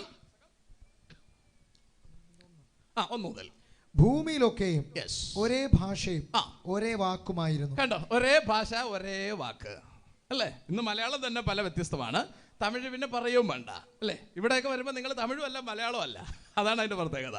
ഓക്കെ, വായിക്കാം. എന്നാൽ അവർ കിഴക്കോട്ട് യാത്ര ചെയ്ത് ഷിനാർ ദേശത്ത് ഒരു സമഭൂമി കണ്ട് അവിടെ കുടിയിരുന്നു. വായിക്കാം. അവർ തമ്മിൽ വരുവൻ, നാം ഇഷ്ടിക അറുത്ത് ചുടുക എന്ന് പറഞ്ഞു. അങ്ങനെ അവർ ഇഷ്ടിക കല്ലായും പശമണ്ണ് കുമ്മായമായും ഉപയോഗിച്ചു. വായിക്കാം. വരുവിൻ, നാം ഭൂതലത്തിലൊക്കെയും ചിതറിപ്പോകാതിരിപ്പാൻ ഒരു പട്ടണവും ആകാശത്തോളം എത്തുന്ന ഒരു ഗോപുരവും പണിക. ആദ്യമായി ദൈവത്തിനെതിരായി പട്ടണം പണിയും ഗോപുരം പണിയും നടക്കുകയാണ്. ഇന്നിത് നാട്ടിലുടനീളമുണ്ട്. രാഷ്ട്രീയ പാർട്ടിക്കാർ മുഴുവൻ ചെയ്യുന്ന ഇതാണ്. ദൈവത്തിനെതിരായി ഗോപുരം പണിയലും പട്ടണം പണിയലുമാണ്. വരുവിൻ, നമുക്ക് ഒരുമിച്ച് നിൽക്കാം അല്ലേ? കേരളത്തിൽ നിന്ന് വമ്പൻ ശക്തികളാണ് ഡെവലപ്പ് ചെയ്തുകൊണ്ടിരിക്കുന്നത്. DYFI അല്ലെങ്കിൽ കമ്മ്യൂണിസ്റ്റ് വളരെ ശക്തിയായി വളരുകയാണ്. എന്ന് പറഞ്ഞാൽ നമുക്കിപ്പോൾ പട്ടാളം നമുക്കുള്ളതുപോലെ ഇവർ യൗവനക്കാരെ പട്ടാളത്തുകാരെ പോലെ ശീലിപ്പിച്ചെടുക്കുകയാണ്. എന്ന് പറഞ്ഞാൽ പട്ടാളക്കാരെ പോലെ എല്ലാ സംവിധാനവും അവർക്കില്ല, എങ്കിലും തമ്മിലടിച്ച് ചാവാനുള്ള സെറ്റപ്പൊക്കെ അവർക്കുണ്ട്. ഞാൻ പറഞ്ഞ മനസ്സിലാകുന്നുണ്ടോ? 2, പിന്നെ BJP അവരും അങ്ങനെ തന്നെ ഒരു വലിയ ഗ്രൂപ്പിനെ, യൗവനക്കാരെ തയ്യാറെടുത്ത് പട്ടാളത്തെ പോലെ തയ്യാറെടുത്ത് വെച്ചിരിക്കുകയാണ്. 3ാമത്തെ ഗ്രൂപ്പാണ് ഇസ്ലാം. അവരും ഇതുപോലെ തയ്യാറെടുത്ത് വെച്ചിരിക്കുകയാണ്. അതാണ് അതിലെ ആമ്പിള്ളേർ റോഡിൽ നിന്ന് വിളിക്കുകയാണ്, വാടാ കൊല്ലാൻ തയ്യാറാണെന്ന് പറയുക മാത്രമല്ല, വെട്ടിച്ചാവുകയാണ്. ഞാൻ പറഞ്ഞ മനസ്സിലാകുന്നുണ്ടോ? ഈ സ്പിരിറ്റ് എവിടെ നിന്ന് വന്നു എന്ന് ചോദിച്ചാൽ നിമ്രോദിൽ നിന്ന് വന്നതാണ്. നിമ്രോദാണ് പറഞ്ഞത്, വരുവീൻ, നാം ചിതറാതിരിക്കാൻ നമുക്ക് ഒരുമിച്ച് നിൽക്കാം, നമുക്കൊരു ഗോപുരം പണിയാം, നമുക്കൊരു പേരുണ്ടാക്കാം. ഈ പേരുണ്ടാക്കാനുള്ള യുദ്ധം തുടങ്ങിയത് നിമ്രോദിൽ നിന്നാണ്. ഈ മനുഷ്യനും കൊല്ലപ്പെട്ടതാണ്. അപ്പൊ ആദ്യത്തെ വീരനും കൊല്ലപ്പെട്ടതാണ്. തല വേറെ കാല് വേറെ വ്യത്യസ്ത സ്ഥലങ്ങളിൽ കൊണ്ടുവന്നാണ് കുഴിച്ചിട്ടത്. അതുപോലെ ആ വില്ലന്റെ ഭൂതം കയറിയ എല്ലാവരും അങ്ങനെ തന്നെയാണ് ചാകുന്നത്. ഞാൻ പറഞ്ഞ ഗ്രഹിക്കുന്നുണ്ടോ? ഈ പറഞ്ഞ സാധനങ്ങളെല്ലാം അതാണ്. ഇവിടെ വില്ലന്മാര് വീരന്മാരെന്നൊക്കെ പറഞ്ഞ് അവർ കൂട്ടായിട്ടേ വരത്തുള്ളൂ. ഒറ്റയ്ക്ക് ദൂരത്തിന് അടിക്കാൻ പോകുമല്ലോ. കാരണം അങ്ങനെ പോകാനുള്ള ആംബിയർ അവർക്കില്ല. കൂട്ടത്തോടെ പോകത്തുള്ളൂ. മാക്സിമം ആൾ ശക്തിയാണ് അവരുടെ പ്രത്യേകത. ആള് കൂട്ടമായിട്ട് പോവാ, വേളം വെക്കുക. ഞാൻ പറഞ്ഞ മനസ്സിലാകുന്നുണ്ടോ? നമുക്ക് ആള് കൂട്ടായിട്ട് പോകാനും വയ്യ. ഇതൊന്നും നമ്മളെ ഏൽപ്പിച്ചിരിക്കുന്ന പണിയല്ല. നമ്മളെ കർത്താവ് ഏൽപ്പിച്ചിരിക്കുന്നത് ക്രിസ്തു മരിച്ചടക്കപ്പെട്ട് ഉയർത്തക്കരെ ചെന്നതുപോലെ മരിച്ചടക്കപ്പെട്ട് ഉയർത്തെഴുന്നേറ്റ് അക്കരെ ചെല്ലാൻ. Price the Lord. ചെന്നായ്ക്കട നടുവിൽ കുഞ്ഞാടിനെ പോലെ ഞാൻ നിങ്ങളെ അയക്കുന്നു എന്നാ പറഞ്ഞിരിക്കുന്നത്. അതാ നമ്മളെല്ലാം അടികൊള്ളാൻ കണക്കിന് നടക്കുന്നത്. ആരടിച്ചാലും ഒന്നും പറയല, തലയെ കൊട്ടിയാലും ഒന്നും പറയല, ചീത്ത വിളിച്ചാലും ഒന്നും പറയല. നമ്മളെ പണ്ടത്തെ ആൾക്കാരാണെങ്കിൽ നമ്മൾ ചീത്ത പറഞ്ഞ വിടുവോ? ചിലരും ഇപ്പോഴും വിടുകയല്ല അല്ലേ? അതെ, എന്നെയൊക്കെ പണ്ട് ചീത്ത വിളിച്ചാൽ വീട്ടിൽ പോകത്തൊന്നുമില്ല. സ്വതന്ത്രം. ഇപ്പൊ പിന്നെ എന്ത് വിളിച്ചാലും നമുക്കൊരു കുഴപ്പമില്ല. പിടിച്ചേർത്ത് അടിയെന്നാലും നമ്മൾ കൊണ്ടുപോകും. കാരണം വയ്യാത്തോണ്ടല്ല, നമ്മൾ അങ്ങനെ ആയിപ്പോയി അല്ലേ? ഇവിടെ ഇരിക്കുന്ന ഒരുപാട് പേര് അങ്ങനെ ആയിപ്പോയി. എനിക്ക് ഒരുപാട് ആൾക്കാരറിയാം, ഭയങ്കര വില്ലന്മാരായിരുന്നാണ്. കർത്താവിന്റെ വചനം അവരെ സോഫ്റ്റ് ആക്കി. സ്വതന്ത്രം. നമുക്കൊരു ക്യാപ്റ്റൻ സാമുവൽ ഉണ്ടായിരുന്നു. പട്ടാളത്തിലെ ക്യാപ്റ്റൻ ആയിരുന്ന മനുഷ്യനാണ്. ക്യാപ്റ്റൻ എന്ന് പറഞ്ഞാൽ റാങ്ക് പിടിയിട്ടുണ്ടല്ലോ, ഹൈ റാങ്കിലിരുന്ന മനുഷ്യനാ. ആ മനുഷ്യൻ നോർത്ത് ഇന്ത്യയിലെ തെരുവുകളിൽ മുഴുവൻ അടി കൊണ്ടിട്ടുണ്ട്. സ്വതന്ത്രം. മുഴുവൻ അടി ഉണ്ട്. അടിക്കാൻ വന്നവനൊക്കെ വെറും നിസാരന്മാരാണ്. പട്ടാളത്തിലെ ക്യാപ്റ്റൻ ആയിരുന്ന മനുഷ്യൻ യേശുവിന്റെ രക്തത്താൽ വീണ്ടെടുക്കൽ പ്രാപിച്ചു എന്ന ഒറ്റ കാരണത്താൽ തെരുവ് ദണ്ഡികളുടെ അടികൊള്ളാൻ വേണ്ടി നിന്നുകൊടുത്ത അനുഭവം ആ മനുഷ്യനുണ്ട്. ആ മനുഷ്യൻ ഇന്ന് ഈ ശരീരത്തെ ജയിച്ച് അക്കരെ നാട്ടിലേക്ക് ചെന്ന് പറ്റിയിരിക്കുന്നു. സ്തോത്രം. മറ്റവന്മാർ ഇവിടെ നരകിച്ച് കിടക്കുകയാണ്. ഞാൻ പറഞ്ഞത് ഗ്രഹിക്കാൻ പറ്റുന്നുണ്ടോ? അതുകൊണ്ട് ഭക്തന്മാരൊക്കെ അവരുടെ ശരീരത്തെ പിടിച്ചടക്കി അക്കരെ നാട്ടിൽ ചെന്നെത്താൻ തയ്യാറായി നിൽക്കുകയാണ്. സ്തോത്രം. ഞാൻ താഴേക്ക് വരികയാണ്. അപ്പൊ ഇവിടെ മല്ലന്മാർ ചേർന്ന് നിന്നിട്ട് പറയാ, വരുവീൻ, നമുക്ക് വലിയൊരു ഗോപുരം പണിയാം, വലിയൊരു വീട് വെക്കാം, നമുക്കൊരു പേരിടാം. കർത്താവ് അവിടെ ചെന്നു ഇവരുടെ ഭാഷ അങ്ങ് കലക്കി. ആദ്യം കർത്താവ് ചെയ്ത പരിപാടി അതാണ്, ഭാഷ കലക്കി. അപ്പോൾ ഇവൻ പറയുന്നത് അങ്ങോട്ടും ഇങ്ങോട്ടും ആർക്കും മനസ്സിലാകുന്നില്ല. തെക്കും വടക്കും തിരിയുന്നില്ല എന്ന് പറഞ്ഞ പോലെ ഇവർക്ക് തിരിയുന്നില്ല. സ്വതന്ത്രം അല്ലേ? അവസാനം ഇവർ തന്നെ തമ്മിൽ തല്ലിപ്പിരിഞ്ഞ് വ്യത്യസ്ത ദേശങ്ങളിലേക്ക് ഇവർ ചിതറിപ്പോയി. അങ്ങനെയാണ് നിമ്രോദിന്റെ കാലത്ത്, നോഹയുടെ മകൻ ഹാമിന്റെ മകൻ നിമ്രോദിന്റെ കാലത്ത് രാഷ്ട്രീയ മതം ജാതി എന്നൊരു സ്പ്ലിറ്റ് അവിടെ ഉണ്ടായി. അതിന്റെ താഴെ നിന്ന് ശേമിന്റെ തലമുറയിൽപ്പെട്ട അബ്രഹാമിനെയാണ് ദൈവം വിളിച്ചു വേർതിരിച്ച് ദൈവത്തിന്റെ സ്വന്തം മക്കളായി മാറ്റുന്നത്. സ്വതന്ത്രം. മനസ്സിലാണ്ടോ? ബാക്കി എല്ലാത്തിനെയും പുറത്ത് തള്ളി. നമ്മളൊക്കെ ഈ പുറത്ത് തള്ളപ്പെട്ട ഗ്രൂപ്പിലുള്ളതാണ്. ചിലർ പറയുന്നു നമ്മൾ അബ്രഹാമിന്റെ വെപ്പാട്ടി കെതൂറയുടെ മക്കളാണെന്ന് പറയുന്നുണ്ട്. ശരിയാണോ എന്ന് എനിക്കറിയില്ല. ഉൽപ്പത്തി പുസ്തകം 25-ാം അധ്യായം 1-2 വാക്യം ഒന്ന് വായിക്കാവോ? ഉൽപ്പത്തി പുസ്തകം 25-ാം അധ്യായം 1-2 വാക്യങ്ങൾ. കൃപ. അബ്രഹാം വേറൊരു ഭാര്യയെ പരിഗ്രഹിച്ചു. അവൾക്ക് കെതൂറ എന്ന പേർ. വായിക്കാം. അവൾ സിമ്രാൻ, യൊക്ഷാൻ, മെഥാൻ, മിദ്യാൻ, ഇഷ്ബാക്ക്. ഇതിൽ മിദ്യാനാണ് ഇന്ത്യക്കാരെന്ന് ഒരു പൊതുവിൽ ഒരു ധാരണയുണ്ട്. ആണോന്ന് എനിക്കറിയില്ല. സ്വതന്ത്രം ആണെങ്കിൽ നമ്മൾ മിദ്യാനിരായിരിക്കാനാണ് സാധ്യത. അതിലും 4 ഗ്രൂപ്പ് ഉണ്ട്. ബ്രാഹ്മണൻ, ക്ഷത്രിയൻ, വൈശ്യൻ, ശൂദ്രൻ. ഇങ്ങനെ 4 ഐറ്റം ഉണ്ട്. പിന്നെ എന്താ പറയുക, ഡച്ചുകാർ, പോർച്ചുഗീസുകാർ, ഇങ്ങനെ പല ആൾക്കാർ ഇവിടെ വന്നു. ഇതെല്ലാം കൂടെ കുഴഞ്ഞ് മറിഞ്ഞ് ഇപ്പോൾ വ്യത്യസ്ത കളറാണ്. അതാണ് നമ്മളെല്ലാവരും കൂടെ പല കളറിലിരിക്കുന്നത്, തോരണം കെട്ടിയതുപോലെ. സ്വതന്ത്രം. അതുകൊണ്ട് ഇതിപ്പോൾ എവിടെ നിന്നാണ് ഏത് കമ്പനിയാണെന്നൊന്നും അറിയാല, വരുന്നെടുത്ത് വെച്ച് കാണാം. ഏതായാലും 10-70 കൊല്ലം ജീവിക്കാൻ വേണ്ടി കമ്പനി നോക്കിയിട്ട് എന്താണ് കാര്യം അല്ലേ? അതുകൊണ്ട് വരുന്നെടുത്ത് വെച്ച് കാണാം. ഞാൻ പറഞ്ഞ ഗ്രഹിക്കുന്നുണ്ട്. അപ്പോ ദൈവം ഈ ജാതികളെല്ലാം പുറത്തു തള്ളി. ഈ ഒരു ജാതി കർത്താവിന് വേണ്ട എല്ലാത്തിനെയും പുറത്തു തള്ളി. എന്നിട്ട് കർത്താവ് അബ്രഹാമിനെ ഊരിൽ ചെന്ന് വിളിച്ചു. ഊർ ഇന്നത്തെ ഇറാഖാണ്. ഇറാഖിൽ യൂഫ്രട്ടീസ് ടൈഗ്രീസ് നദിയുടെ കരയിൽ ഊർ എന്ന് പറഞ്ഞൊരു കൊച്ചു ഗ്രാമമുണ്ട്. പട്ടണം എന്ന് പറയുന്നുണ്ട്, കൊച്ചു പട്ടണം. ആ പട്ടണത്തിൽ ചെന്ന് നല്ല ഉഷാർ വിഗ്രഹം വിറ്റുകൊണ്ടിരുന്ന മനുഷ്യനായിരുന്ന അബ്രഹാമിനെ കർത്താവ് വിളിച്ചിട്ട് പറഞ്ഞു, മോനെ നീ എൻ്റെ കൂടെ നിൽക്കണം, ഞാൻ നിന്നെ അനുഗ്രഹിക്കാൻ പോവാണ്. അങ്ങനെയാണ് അബ്രഹാം കർത്താവിൻ്റെ കൂടെ ഇറങ്ങി തിരിച്ചത്. ആ അബ്രഹാമിനെ കർത്താവ് ദൈവത്തിൻ്റെ കൂടെ നിർത്താൻ ശ്രമിക്കുകയും അബ്രഹാമിനെ കൊണ്ടു നടക്കുകയും ചെയ്തു. പക്ഷെ പറ്റിയ പണി എന്താണെന്ന് ചോദിച്ചാൽ, അബ്രഹാമിന് തക്ക സമയത്ത് ഇസഹാക്ക് എന്ന കുഞ്ഞ് ജനിക്കാതെ പോയപ്പോൾ അബ്രഹാമിനോട് ഭാര്യ പറഞ്ഞു, സാറ പറഞ്ഞു കൊടുത്തു, ഹാഗാറിലൊരു കൊച്ചു ജനിക്കട്ടെ. അവിടെ ജോലിക്ക് നിന്ന പെണ്ണാണ്, മിസ്രൈമിലുള്ള ഒരു പെണ്ണാണ്, അതിൽ കൊച്ചു ജനിക്കട്ടെ. പഴയ കാലത്തിൽ അങ്ങനെയൊക്കെ സിസ്റ്റം ഉണ്ട്. സ്വതന്ത്രം അങ്ങനെ ഹാഗാറിലൊരു കൊച്ചങ്ങ് ഇയാളുടെ കുടുംബത്തിൽ ജനിച്ചു. ജനിക്കാൻ പാടില്ലാത്തതായിരുന്നു, അങ്ങനെ ഒരു കൊച്ചു ജനിച്ചു. സ്വതന്ത്രം അങ്ങനെ ഒരു കൊച്ചു ജനിച്ചു വരുന്നത് ഒരു ഗതികേടായിട്ട് വരികയാണ്. 16-ാം അധ്യായമാണ്. ഞാൻ 2 വാക്യമൊന്നും അതിനെക്കുറിച്ചും വായിച്ചോട്ടെ. എന്തായാലും നമ്മൾ മെനക്കെട്ടല്ലോ, 2 വാക്യം കൂടെ നമുക്ക് വായിക്കാം. 16:10 വായിക്കൂ. യഹോവയുടെ ദൂതൻ പിന്നെയും അവളോട്, 8 തൊട്ടൊന്ന് വായിക്കൂ. സാറായിയുടെ ദാസിയായ ഹാഗാരെ, നീ എവിടെ നിന്ന് വരുന്നു, എങ്ങോട്ട് പോകുന്നു എന്ന് ചോദിച്ചു. വായിക്കാം. അതിനവൾ, ഞാൻ എന്റെ യജമാനത്തി സാറായിയെ വിട്ട് ഓടിപ്പോകുകയാകുന്നു എന്ന് പറഞ്ഞു. യഹോവയുടെ ദൂതൻ അവളോട്, നിന്റെ യജമാനത്തിയുടെ അടുക്കൽ മടങ്ങിച്ചെന്ന് അവൾക്ക് കീഴടങ്ങിയിരിക്ക എന്ന് കൽപ്പിച്ചു. യഹോവയുടെ ദൂതൻ പിന്നെയും അവളോട്, ഞാൻ നിന്റെ സന്തതിയെ ഏറ്റവും വർദ്ധിപ്പിക്കും, അത് എണ്ണിക്കൂടാതെ വണ്ണം പെരുപ്പമുള്ളതായിരിക്കും. വലിയ സന്തോഷമായി. അത് എണ്ണിക്കൂടാതെ വണ്ണം പെരുപ്പമുള്ളതായിരിക്കും. നീ ഗർഭിണിയല്ലോ, നീ ഒരു മകനെ പ്രസവിക്കും. യഹോവ നിന്റെ സങ്കടം കേൾക്കൊണ്ട് അവൻ ഇശ്മായേൽ എന്ന് പേർ വിളിക്കണം. അവൻ കാട്ടുകഴുതയെ പോലെയുള്ള മനുഷ്യനായിരിക്കും. ഈ ഇസ്മായേലിൽ നിന്നാണ് ആരബ്സ് വരുന്നത്, അറബികൾ വരുന്നത്. അതിൽ നിന്നാണ് നമ്മൾ ഈ പറയുന്ന മുഹമ്മദ് വന്നിരിക്കുന്നത്. അതിൽ നിന്നാണ് ഞാൻ നേരത്തെ പ്രസംഗിച്ച മുഴുവൻ പ്രശ്നങ്ങളും ഉണ്ടായിട്ടുള്ളത്. ആ പാർട്ടിയെ കുറിച്ച് ഇവിടെ ദൂതൻ ഹാഗാറിന്റെ അടുത്ത് പറയുകയാണ്, നിനക്കൊരു മോനുണ്ട്, മിടുക്കനായ മോനാണ്, പക്ഷെ കാട്ടുകഴുതയാണ്. ഞാൻ പറഞ്ഞ മനസ്സിലാകുന്നുണ്ടോ? അപ്പൊ കാട്ടുകഴുതയെ മെരുക്കി കൊണ്ടുപോയാലേ പറ്റത്തുള്ളൂ. നമ്മളാരും മെരുക്കിയില്ല, സംഭവം കയ്യിൽ നിന്ന് പോയി അല്ലേ. പണ്ട് ഈ പശു കയറൂരി പോകുന്നൊരു പരിപാടിയുണ്ട്, ഇതിനെ പിടിക്കാൻ വലിയ പാടാണ് അല്ലേ. ഞങ്ങളുടെയൊക്കെ നാട്ടിൽ പണ്ട് പശു വളർത്തലുണ്ടായിരുന്നു ഞങ്ങളൊക്കെ. ഇത് കയറൂരി പൊക്കഴിഞ്ഞാൽ ചിലപ്പോൾ അങ്ങ് മരിച്ചിൻ്റെ ഇടയിൽ കയറും. മരിച്ചിൻ്റെ ഇടയിൽ കയറി കഴിഞ്ഞാൽ കംപ്ലീറ്റ് ചവിട്ടി മറിച്ചില്ല, അവനെ പിടിക്കാൻ വലിയ പാടാണ്. അതുപോലെ കാട്ടുകഴുത കയ്യിൽ നിന്ന് പോയിരിക്കുകയാണ്, ഇനി പിടിക്കുക വലിയ പാടാണ്. സ്തോത്രം. മനസ്സിലായവർക്ക് സ്തോത്രം, മനസ്സിലാവാത്തവർക്ക് സ്തോത്രം. താഴോട്ട് വായിക്കേ. അവന്റെ കൈ എല്ലാവർക്കും വിരോധമായി. കണ്ടോ, അവന്റെ കൈ എല്ലാവർക്കും വിരോധമായിരിക്കും. എത്ര കറക്റ്റ് ആണെന്ന് നോക്കിയേ. എല്ലാവർക്കും വിരോധം അല്ലേ. അതല്ലേ ഇവിടെ ചെറുക്കൻ തോളത്ത് കയറിയത് വിളിക്കാം, മര്യാദയ്ക്ക് ജീവിച്ചോ ഇല്ലെങ്കിൽ കൊന്നുകളയൊന്ന്.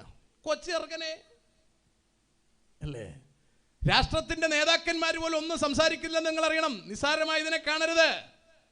എന്താ സംസാരിക്കുന്നത് ചോദിച്ചാൽ, വാട്ട് ഈസ് ദ പവർ, അത് അവരുടെ കൈക്കലായിരിക്കുന്നു.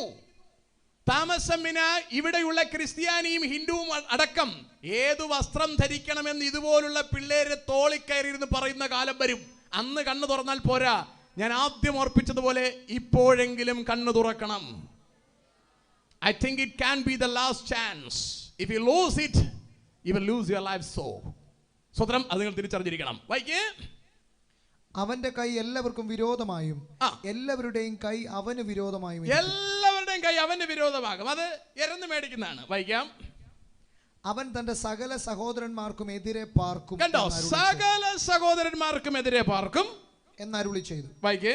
എന്നാറെ അവൾ, എന്നെ കാണുന്നവനെ ഞാൻ ഇവിടെയും കണ്ടുവോ എന്ന് പറഞ്ഞ് തന്നോട് അരുളി ചെയ്ത യഹോവയ്ക്ക്, ദൈവമേ നീ എന്നെ കാണുന്നു എന്ന് പേർ വിളിച്ചു.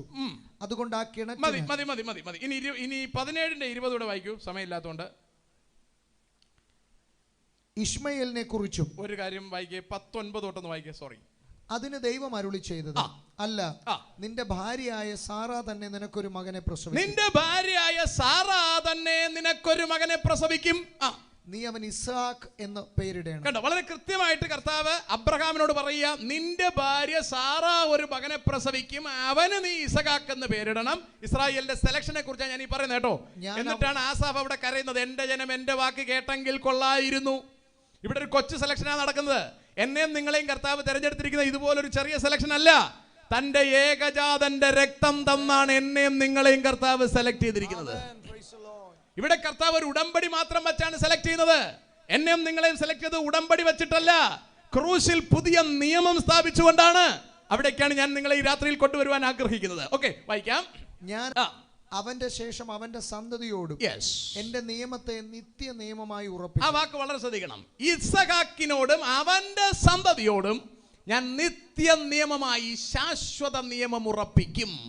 ഇന്നും അത് ഉറപ്പിച്ചിട്ടില്ല, അത് ഉറപ്പിക്കാനായി പോകുന്നതേ ഉള്ളൂ. അത് ഉറപ്പിക്കുന്നതിന് മുമ്പാണ് ഞാനും നിങ്ങളും പാർത്തിരിക്കുന്നത്. സ്തോത്രം. ദൈവത്തിന്റെ സ്വന്തം ജനത്തിനു വേണ്ടി ദൈവം ഒരുക്കി വച്ചിരിക്കുന്ന വലിയ മഹനീയ പദവിയിലേക്ക് നമ്മളെയും ഭാഗമാക്കുവാൻ ദൈവത്തിന് കൃപ തോന്നിയിരിക്കുന്നു. പൗലോസ് അതെടുത്ത് കൊലോസ്യർക്ക് എഴുതുമ്പോൾ ഇങ്ങനെ പറഞ്ഞു, ഇരുട്ടിന്റെ മക്കളായിരുന്ന നമുക്ക് വെളിച്ചത്തിന്റെ മക്കൾക്കുള്ള അവകാശം തരുവാൻ നമ്മളെ പ്രാപ്തരാക്കി മാറ്റിയിരിക്കുന്നു. സന്തോഷമുള്ളവർക്ക് ദൈവത്തിന് സ്തോത്രം ചെയ്യാം.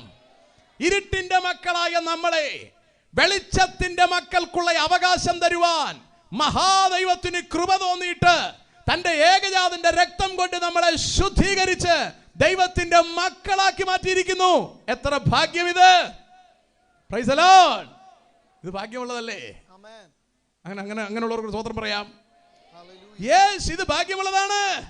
ഇത്ര മഹത്വമുള്ള പദവിയെ ഈ പുഴുക്കൾ കരുളാൻ, അങ്ങനെയാണ് പാട്ടുകാരൻ പറഞ്ഞത് അല്ലേ? ഇത്ര മഹത്വമുള്ള പദവി. നമ്മളൊക്കെ നശിച്ചു പോകേണ്ടുന്നവരായിരുന്നു. ഇജ്ജാതി കൂട്ടരുടെ പിറകെ നമ്മളും ജീവിച്ചിരുന്നു എങ്കിൽ നമ്മളൊക്കെ നശിച്ചു പോകേണ്ടുന്നവരായിരുന്നു. മഹാദൈവം തന്റെ കരുണയാൽ നമ്മളെ സ്നേഹിച്ചു, തന്റെ രക്തത്താൽ നമ്മെ വീണ്ടെടുത്തു, നമ്മെ രാജാക്കന്മാരും പുരോഹിതന്മാരുമാക്കി മാറ്റിയിരിക്കുകയാണ്. സ്തോത്രം. താഴേക്ക് വായിക്കാം. ഇശ്മയേലിനെ കുറിച്ചും ഞാൻ നിന്റെ അപേക്ഷ കേട്ടിരിക്കുന്നു. ഈ വാക്ക് കേട്ടോണം. ഇനി വേറെ മോനെ കുറിച്ച് പറയാ, ഇസ്മായിലിനെ കുറിച്ച് പറയാ. അവനെ കുറിച്ചും ഞാൻ നിന്റെ അപേക്ഷ കേട്ടിരിക്കുന്നു. ഞാൻ അവനെ അനുഗ്രഹിച്ച് അത്യന്തം സന്താന പുഷ്ടിയുള്ളവനാക്കും. ഞാൻ അവനെ സന്താന പുഷ്ടിയുള്ളവനാക്കും. അതാണ് ഇപ്പൊ അവർക്ക് സന്താനം ജനിപ്പിക്കലാണ് പണി, വേറെ ജോലിയില്ല. വായിക്കേ. അവൻ 12 പ്രഭുക്കന്മാരെ ജനിപ്പിക്കും. വായിക്കേ.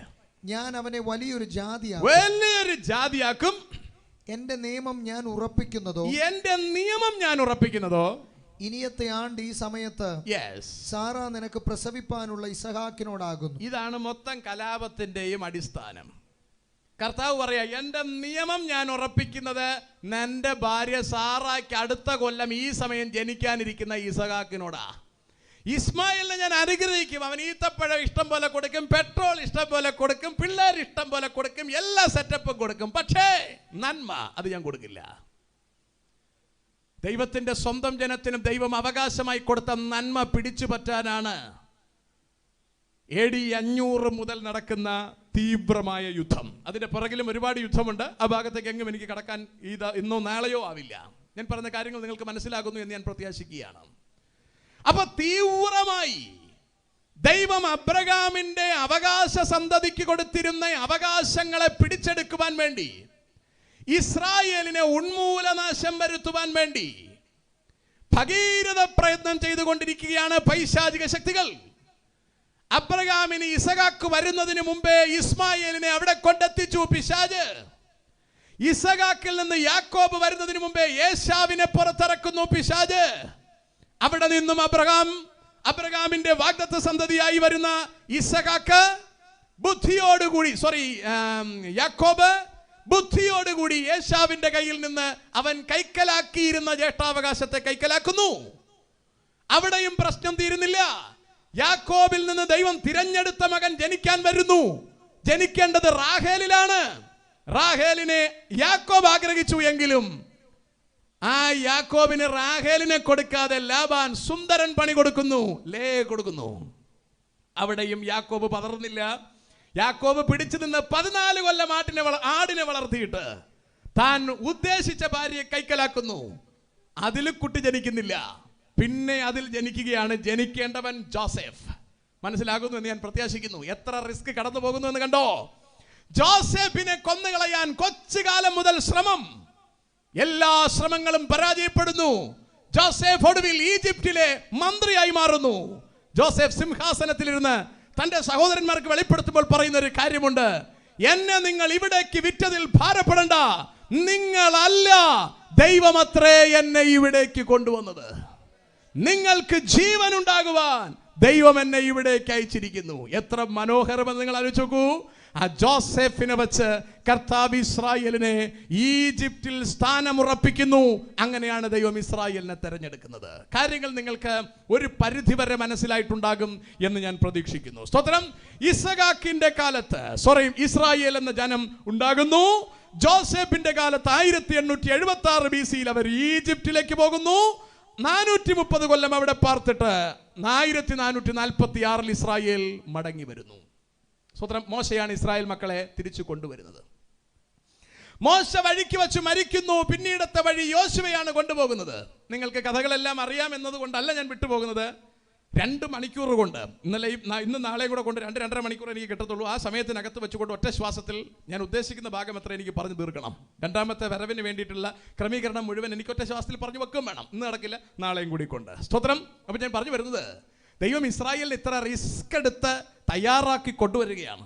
യോശുവ ജനത്തെ നടത്തി കനാൻ നാട്ടിൽ കൊണ്ടെത്തിച്ചു. 31 രാജാക്കന്മാരെ കൊന്നാണ് ദേശം പിടിച്ചെടുക്കുന്നത്. ചില്ലറ യുദ്ധമല്ല കർത്താവ് നടത്തിയിട്ടുള്ളത്. അതാണ് ഇന്ന് മുഹമ്മദിന്റെ ആൾക്കാർ ചോദിക്കുന്നത്, നിങ്ങൾ ഇവിടെ യുദ്ധം നടത്തിയിട്ടുണ്ടല്ലോ. എടോ, ഇസ്രായേലിന് വേണ്ടി ദൈവം നടത്തിയ യുദ്ധം അവന്റെ അവകാശത്തെ അടിച്ചു മാറ്റാൻ നോക്കിയ ജനത്തെ നിഷ്കാസനം ചെയ്തതാണ്. അത് നടത്തേണ്ട യുദ്ധമാണ്. അവകാശത്തെ പിടിച്ചെടുക്കാൻ വേണ്ടി നടത്തുന്ന യുദ്ധം നടത്തേണ്ടുന്ന യുദ്ധമല്ല. സ്തോത്രം. അവകാശം കൊണ്ടുപോയവനിൽ നിന്ന് തിരിച്ചു പിടിക്കാൻ നടത്തുന്ന യുദ്ധമാണ് നടത്തേണ്ടുന്ന യുദ്ധം. സ്തോത്രം. അതാണ് കർത്താവ് നടത്തിക്കൊണ്ടിരിക്കുന്നത്. ഇനിയും ഇസ്രായേൽ ആ യുദ്ധത്തിനായി ഒരുങ്ങിക്കൊണ്ടിരിക്കുകയാണ്. നമ്മൾ ഇന്ന് കണ്ടുകൊണ്ടിരിക്കുന്ന റഷ്യ യുക്രൈൻ യുദ്ധം താമസിയാതെ ഒരു വല്ലാത്ത ഘട്ടത്തിലേക്ക് മാറാനാണ് സാധ്യത. സ്തോത്രം. ഈ അടിയാണ് നമ്മൾ ഈ കാണുന്ന യോശുവ കനാനിൽ തുടങ്ങി വെച്ച അടിയാണ് ഇപ്പൊ റഷ്യയിൽ നടക്കുന്ന അടി. ഞാൻ പറഞ്ഞത് മനസ്സിലായോ? ഇത് എത്രത്തോളം നിങ്ങൾക്ക് ലിങ്ക് ആവുമെന്ന് എനിക്കറിയില്ല. ഞാൻ ഒറ്റ വാക്കിൽ വേണമെങ്കിൽ ഒറ്റ ശ്വാസത്തിൽ പറഞ്ഞ് അവിടെ ഞാൻ നിർത്താം. സ്തോത്രം. യോശുവ ആ ദേശം തിരിച്ചു പിടിക്കാൻ വേണ്ടി നടത്തിയ ഒരു യുദ്ധമാണിത്. ഇന്ന് നിങ്ങൾക്കറിയാം, ഇന്ന് യുക്രൈൻ റഷ്യ വാർ ഉഷാറായി നടന്നുകൊണ്ടിരിക്കുകയാണ്. ഈ കഴിഞ്ഞ ആഴ്ചയിലൊക്കെ ഏറെക്കുറെ യുദ്ധം തീരുമെന്ന മട്ടിലെത്തുമ്പോൾ ഇന്നലെയോ മെനങ്ങാന്നോ അമേരിക്കൻ പ്രസിഡന്റ് ജോ ബൈഡൻ ഒരു പുതിയ സെറ്റപ്പ് മുമ്പിലോട്ട് വച്ചിരിക്കുന്നു.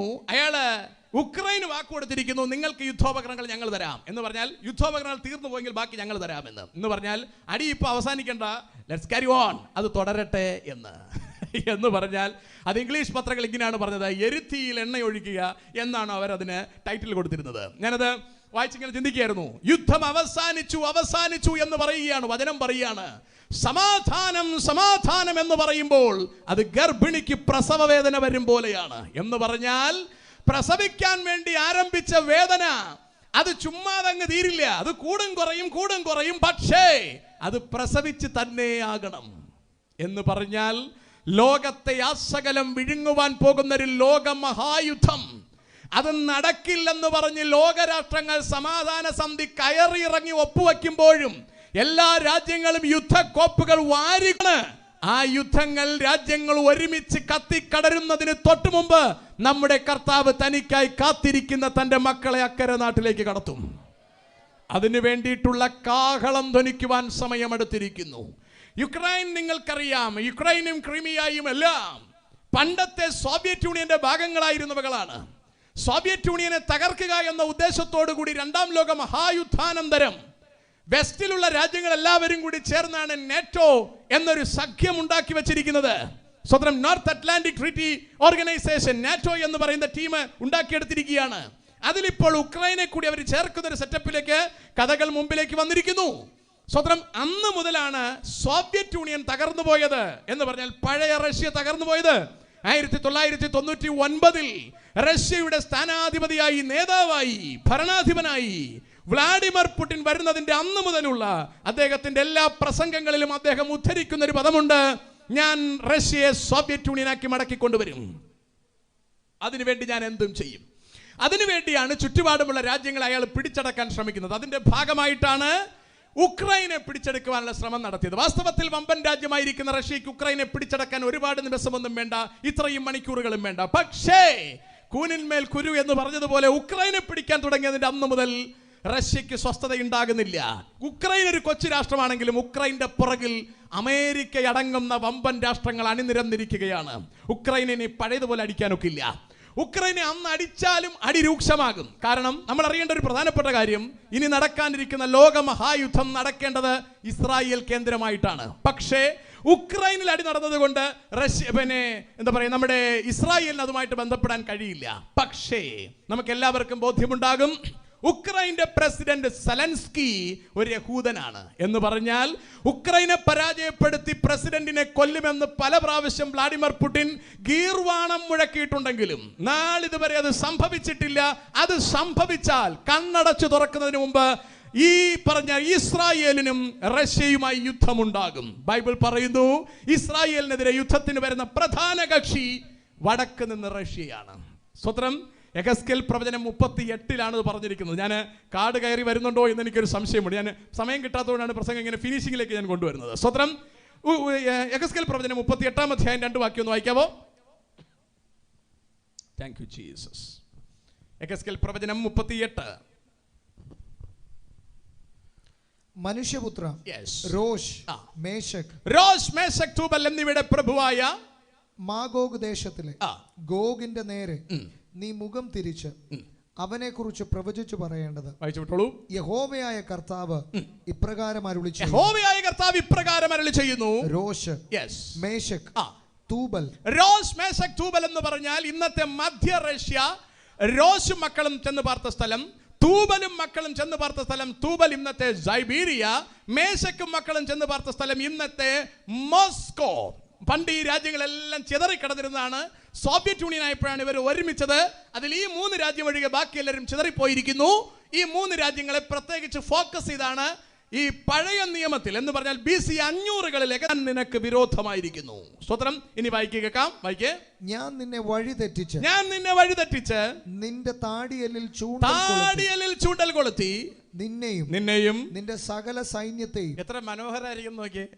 റഷ്യയുടെ ആയുസിൽ വിചാരിച്ചിരുന്നിരിക്കില്ല എനിക്ക് ഇസ്രായേലുമായിട്ടൊരു അടി ഉണ്ടാക്കേണ്ടി വരുമെന്ന്. റഷ്യ സ്വാഭാവികമായും അവന്റെ പണ്ടുണ്ടായിരുന്ന രാഷ്ട്രമായിരുന്ന ഉക്രൈനെ അവന്റെ കൂടെ ചേർക്കാൻ നടത്തുന്ന ശ്രമത്തിനിടയിൽ അതിലെ പ്രധാനപ്പെട്ട കണ്ണിയായി അല്ലെങ്കിൽ തന്റെ ചൂണ്ടയായി കിടക്കുന്നത് ഉക്രൈന്റെ പ്രസിഡന്റായി കിടക്കുന്ന സെലൻസ്കി തന്നെ എന്താ പറയാ യഹൂദനാണ്. അപ്പൊ സ്വാഭാവികമായും പ്രസിഡന്റിനെ തൊടാതെ രാജ്യം പിടിക്കാനൊക്കില്ല, രാജ്യം പിടിക്കാതിരിക്കാനൊക്കില്ല. പിടിച്ചാൽ ഈ ചൂണ്ടൽ അയാളുടെ താടിക്ക് വീഴും. അതാ ബൈബിൾ പറഞ്ഞിരിക്കുന്നത്, ഞാൻ നിന്റെ താടിക്ക് ചൂണ്ടൽ കൊളുത്തി നിന്നെയും നിന്റെ സകല സൈന്യത്വം എന്ന് പറയുമ്പോൾ ഇന്ന് റഷ്യയെ സപ്പോർട്ട് ചെയ്യുന്ന നമ്മുടെ ഇന്ത്യയും കൂടി ഉണ്ട് എന്ന് നമുക്ക് എല്ലാവർക്കും അറിയാം. സ്വത്രം അങ്ങനെ നമ്മുടെ സുന്ദരമായ ഇന്ത്യയും റഷ്യയുടെ കൂടത്ത് വായിക്കാം.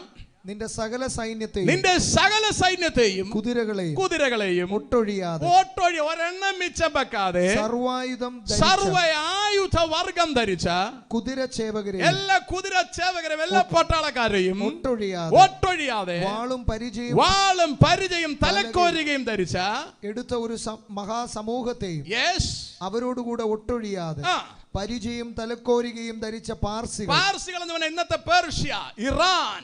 വായിക്കാം. കൂശ്യർ എന്ന് പറഞ്ഞാൽ ഈജിപ്റ്റ്, എത്യോപ്യ. വായിക്കാം. പൂത്യരും ലിബിയയാണ്, ഈജിപ്റ്റാണ്. ഐ മീൻ എന്താ പറയാ, ആഫ്രിക്കയാണ്. വായിക്കാം. ഗോമരും. വായിച്ചോളൂ. അവന്റെ എല്ലാ പടക്കൂട്ടങ്ങളും വടക്കേ അറ്റത്തുള്ള തോഗർമ ജർമ്മനിയാണ്. വടക്കേ അറ്റം റഷ്യയുടെ തൊട്ട് താഴെയായിട്ട് വരും ജർമ്മനിയും. വായിക്കാം. അതിന്റെ എല്ലാ പടക്കൂട്ടങ്ങളും ഫുൾ ടീമിന്റെ അടുത്ത് റെഡി ആയിക്കോളാൻ കർത്താവ് പറയാ. വായിക്കേ. എന്നിങ്ങനെ പല ജാതികളെയും നിന്നോടുകൂടെ പുറപ്പെടുമാറാക്കും. ഒരുങ്ങിക്കൊള്ളുക, നീയും നിന്റെ അടുക്കൽ കൂടിയിരിക്കുന്ന നിന്റെ സമൂഹമൊക്കെയും ഒരുങ്ങിക്കൊള്ളുവിൻ. വായിക്കൂ. നീ അവർക്ക് മേധാവിയായിരിക്കും. റഷ്യയോട് കർത്താവ് പറയാം, നീ ഫ്രണ്ട് നിൽക്കണം. കാരണം നീ നിന്നാലേ അതിനൊരു വൃത്തിയുള്ളൂ. 72 വയസ്സിലും നമ്മുടെ പുടിൻ വളരെ സ്ട്രോങ് ആയിട്ട് നിൽക്കുക. അയാൾ ക്യാൻസർ പേഷ്യന്റ് ആണ്. അതൊന്നും പുള്ളിക്ക് വിഷയമല്ല. എൻ്റെ രാജ്യം ഞാൻ സോവിയറ്റ് യൂണിയൻ ആക്കും, അല്ലേ? നമ്മുടെ പ്രധാനമന്ത്രിയും അങ്ങനെ തന്നെയാണ്. എൻ്റെ രാജ്യം ഞാൻ ഹിന്ദു രാജ്യമാക്കും. ഉഷാറായിട്ട് നിൽക്കുകയാണ്.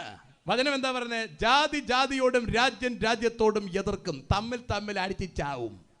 ഇത് സംഭവിക്കുന്ന സമയം നമ്മുടെ കർത്താവിന്റെ കാഹളം ധ്വനിക്കും. Price the Lord. അതുകൊണ്ട് നമുക്കിനി കൂടിവരവുകൾ അനേകമില്ല. ഇനി ചിലപ്പോൾ അടുത്ത വർഷം ഒരു കൂടിവരവ് ഉണ്ടാവാനുള്ള സാധ്യതയുമില്ല.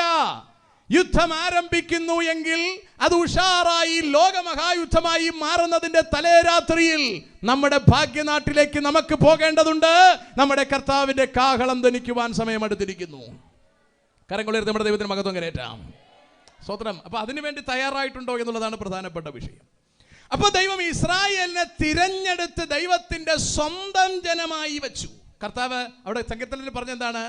വൈരികളുടെ നേരെ ഞാൻ എൻ്റെ കൈ നീട്ടുമായിരുന്നു, ഞാൻ അവരുടെ ശത്രുക്കളെ തോൽപ്പിക്കുമായിരുന്നു. പക്ഷേ ഇസ്രായേലിനെ വിജയിപ്പിച്ച് നിർത്തുവാൻ കർത്താവിന് കഴിയാത്ത ഒരു സാഹചര്യം ഉണ്ടായി. എന്ന് പറഞ്ഞാൽ ഇസ്രായേൽ മുഴുവനായി ദൈവത്തെ വിട്ടു പോകുന്ന ഒരു സാഹചര്യം ഉണ്ടായി. സ്വതന്ത്രം, ഞാനതിന്റെ സെക്കൻഡ് പാർട്ട് നാളെ സംസാരിച്ചു കൊള്ളാം. അതുകൊണ്ട് ദൈവത്തിന് ഇസ്രായേലിനെ സംരക്ഷിക്കാൻ കഴിയാതെ പോവുകയും, ഇസ്രായേലിന് വേണ്ടി കർത്താവ് ഇറങ്ങി വരുമ്പോൾ ഇസ്രായേൽ യേശുവിനെ സ്വീകരിക്കാതെ വന്നപ്പോൾ യേശു ക്രിസ്തു മരിച്ച മരണത്തിലേക്ക് എന്നെയും നിങ്ങളെയും കൂടി ഉൾപ്പെടുത്താൻ കർത്താവിന് പ്രസാദം തോന്നി.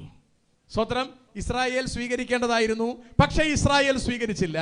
ആ സ്ഥലത്ത് ജാതികളായിരുന്ന നമ്മളെ കൂടി ഉൾപ്പെടുത്തുവാൻ കർത്താവിന് പ്രസാദം തോന്നി. മാന്യദൈവമക്കളെ, യേശു ക്രിസ്തുവിനെ രക്ഷകനായി സ്വീകരിച്ചു ഒരുങ്ങി നിൽക്കുന്ന ജനത്തെ ചേർത്തിട്ട് ഇവിടെ യുദ്ധം കർത്താവ് ആരംഭിക്കാൻ പോവുകയാണ്. ഇസ്രായേലിനെ നോക്കി കർത്താവ് ഒരിക്കൽ ആസാബ് കരഞ്ഞ അതേ കരച്ചിൽ ഇന്ന് എന്നെയും നിങ്ങളെ നോക്കി സ്വർഗത്തിൽ കർത്താവ് കരയുകയാണ്. അയ്യോ, എൻ്റെ ജനം അത് തിരിച്ചറിഞ്ഞു എങ്കിൽ കൊള്ളാമായിരുന്നു. ഇന്ന് രാത്രിയിൽ ഞാനും നിങ്ങളും അത് തിരിച്ചറിയണം. റോമർക്കെഴുതിയ ലേഖനം 4-ാം അധ്യായം ഒടുവിലത്തെ 2 വാക്യം ഒന്ന് വായിക്കാം. റോമർക്കെഴുതിയ ലേഖനം 4-ാം അധ്യായം ഒടുവിലത്തെ 2 വാക്യം. Thank you Jesus. നമ്മുടെ അതിക്രമങ്ങൾ നിമിത്തം മരണത്തിനേൽപ്പിച്ചു. ആ വാക്ക് വളരെ ശ്രദ്ധിക്കണം. നമ്മുടെ എന്റെയും നിങ്ങളുടെയും അതിക്രമങ്ങൾക്ക് നിമിത്തം യേശു മരണത്തിനേൽപ്പിച്ചും, വായിക്കാം, നമ്മുടെ നീതീകരണത്തിനായി നമ്മുടെ പാപങ്ങൾ മാറ്റി നമ്മളെ ശുദ്ധീകരിക്കാൻ നമ്മുടെ നീതീകരണത്തിനായി ഉയർപ്പിച്ചുമിരിക്കുന്നു. കണ്ടോ, മനസ്സിലാണ്ടോ? ചെല്ലിങ്ങനെ ക്യാമറ വന്നപ്പോൾ മുഖമൊക്കെ തുറച്ചങ്ങനെ നേരെ ഇരിക്കുകയാണ് അല്ലേ? ശരി, ആൾക്കാർ ഒത്തിരി പേര് കാണുന്നതാണ്, നിങ്ങൾ വൃത്തിക്ക് ഇരുന്നോളൂ, കുഴപ്പമില്ല എന്നും പറഞ്ഞിങ്ങനെ ഫോക്കസ് ചെയ്ത് ചിരിക്കുമൊന്നും വേണ്ട. കാരണം ആൾക്കാർ പ്രസംഗം കൂടി കേൾക്കുന്നതുകൊണ്ട് അത്രയും ഫോക്കസ് ചെയ്ത് ചിരിക്കണമെന്നില്ല. നിങ്ങളങ്ങനെ കൂളായിട്ടിരുന്ന് ചിരിച്ചുകൊണ്ടാൽ മതി, കുഴപ്പമില്ല. ഓക്കെ അല്ലേ? ഇപ്പം ആൾക്കാരൊക്കെ അത് പഠിച്ചു പോയി എന്നുള്ളതാണ് എൻ്റെ പ്രത്യേകത അല്ലേ? ക്യാമറ ഫേസ് ചെയ്യാനൊക്കെ പഠിച്ചു പോയി, സാരമില്ല. ഓക്കെ, ദൈവം അനുഗ്രഹിക്കട്ടെ. ചിലരങ്ങ് അറ്റത്തായി പോയതിൻ്റെ പ്രയാസത്തിലാണ്. നാളെ ഇങ്ങോട്ട് നീങ്ങിയിരുന്നാൽ മതി. സോ എവിടെയാണ് കവറേജ് കിട്ടുന്നത്? Let's come back. സീ, ഇവിടെ പറഞ്ഞിരിക്കുന്നുണ്ടോ? നിങ്ങളുടെ അതിക്രമങ്ങൾ നിമിത്തം മരണത്തിനേൽപ്പിച്ചും, ആ വാക്ക് വളരെ ശ്രദ്ധിക്കണം, മരണത്തിനേൽപ്പിച്ചും നിങ്ങളുടെ നീതീകരണത്തിനായി ഉയർപ്പിച്ചുമിരിക്കുന്നുണ്ടോ? അപ്പൊ നമ്മുടെ കർത്താവ് മരിച്ചതെന്തിനാ? നമ്മുടെ പാപം മാറാനാ. നമ്മുടെ കർത്താവ് ഉയർത്തതെന്തിനാ? നമ്മളെ നീതിമാനാക്കാനാ. അപ്പൊ നമ്മളിപ്പോ ആരായിരിക്കുന്നു? നീതിമാനായിരിക്കുന്നു. 5-ാം അധ്യായത്തിലേക്ക് കടന്ന് 2 വാക്യം കൂടെ വായിച്ച് അവസാനിപ്പിക്കുകയാണ്. 5-ാം അധ്യായത്തിലേക്ക് കടക്കാം. 1 വിശ്വാസത്താൽ നീതീകരിക്കപ്പെട്ടു. അപ്പൊ നമ്മളെ നീതീകരിക്കാൻ യേശു ഉയർത്തിരിക്കുന്നു. ഇവിടെ പറഞ്ഞിരിക്കുക വിശ്വാസത്താൽ നീതീകരിക്കപ്പെട്ടിട്ട് നമ്മുടെ കർത്താവായ യേശു ക്രിസ്തു മൂലം നമുക്ക് ദൈവത്തോട് സമാധാനമുണ്ട്. എത്ര മനോഹരവും നോക്കിയേ. ഇവിടെ വായിച്ച് നേരത്തെ നമ്മൾ സങ്കീർത്തനത്തിൽ വായിച്ചെന്താണ്? അയ്യോ, എന്റെ ജനം കേട്ടെങ്കിൽ കൊള്ളായിരുന്നു, അവര് കേട്ടില്ല, എന്ത് ചെയ്തു? അവര് കളഞ്ഞേച്ചും പോയി. ആ സ്ഥലത്തേക്ക് വിശ്വാസത്താൽ എനിക്കും നിങ്ങൾക്കും പ്രവേശനം ലഭിച്ചിരിക്കുന്നു. സ്തോത്രം. വെറും വിശ്വാസത്താൽ. നമ്മൾ ഇസ്രായേൽ ആയതുകൊണ്ടല്ല, നമ്മൾ ആ ഗോത്രത്തിൽ പിറന്നതുകൊണ്ടല്ല, ആ ഗോത്രവുമായി ഒരു ബന്ധവുമില്ലാത്തവർ, ആ പൗരത്വവുമായി യാതൊരു ബന്ധവുമില്ലാത്തവർ, പുറജാതിക്കാരായ നമ്മൾ യേശു ക്രിസ്തുവിന്റെ ക്രൂശ് മരണത്തിൽ വിശ്വസിച്ചു എന്ന ഒറ്റ കാരണത്താൽ, യേശു എനിക്ക് വേണ്ടി ഉയർത്തെഴുന്നേറ്റു എന്ന് വിശ്വസിച്ച ഒറ്റ കാരണത്താൽ എന്നെയും നിങ്ങളെ നീതിമാനാക്കി മാറ്റിയിരിക്കുന്നു. അത് വിശ്വാസത്താലാ സംഭവിച്ചിരിക്കുന്നത്. കണ്ടോ, നയാ പൈസ ചെലവില്ല. അതുകൊണ്ട് ഇന്ന് രാത്രി ഇതിനകത്ത് വന്നിരിക്കുന്ന ആരെങ്കിലും രക്ഷിക്കപ്പെട്ടിട്ടില്ലെങ്കിൽ, ദൈവമക്കളായിട്ടില്ല എങ്കിൽ, എനിക്കും നിങ്ങൾക്കും വേണ്ടി മരിച്ച യേശു ക്രിസ്തുവിനെ വർഷത്തിൽ ഒരിക്കൽ 40 ദിവസം നോമ്പ് നോക്കാനൊന്നും ബൈബിളിൽ പറയുന്നില്ല. ചിലരങ്ങനെ വർഷത്തിലൊരിക്കൽ 40 ദിവസം മീനും മുട്ട ഇറച്ചിയും തിന്നാല, ബീഡി വലിക്കുന്നവർ ബീഡി വലിക്കുകയല്ല, പിന്നെ വെള്ളം അടിക്കുന്നവർ വെള്ളം അടിക്കുകയല്ല. 40 ദിവസം കഠിന, എന്താ പറയുക, കഠിന ഉപവാസം എന്നല്ല, വേറെ എന്താ, ഏതാണ്ട് സാധനം, യജ്ഞം അല്ലേ?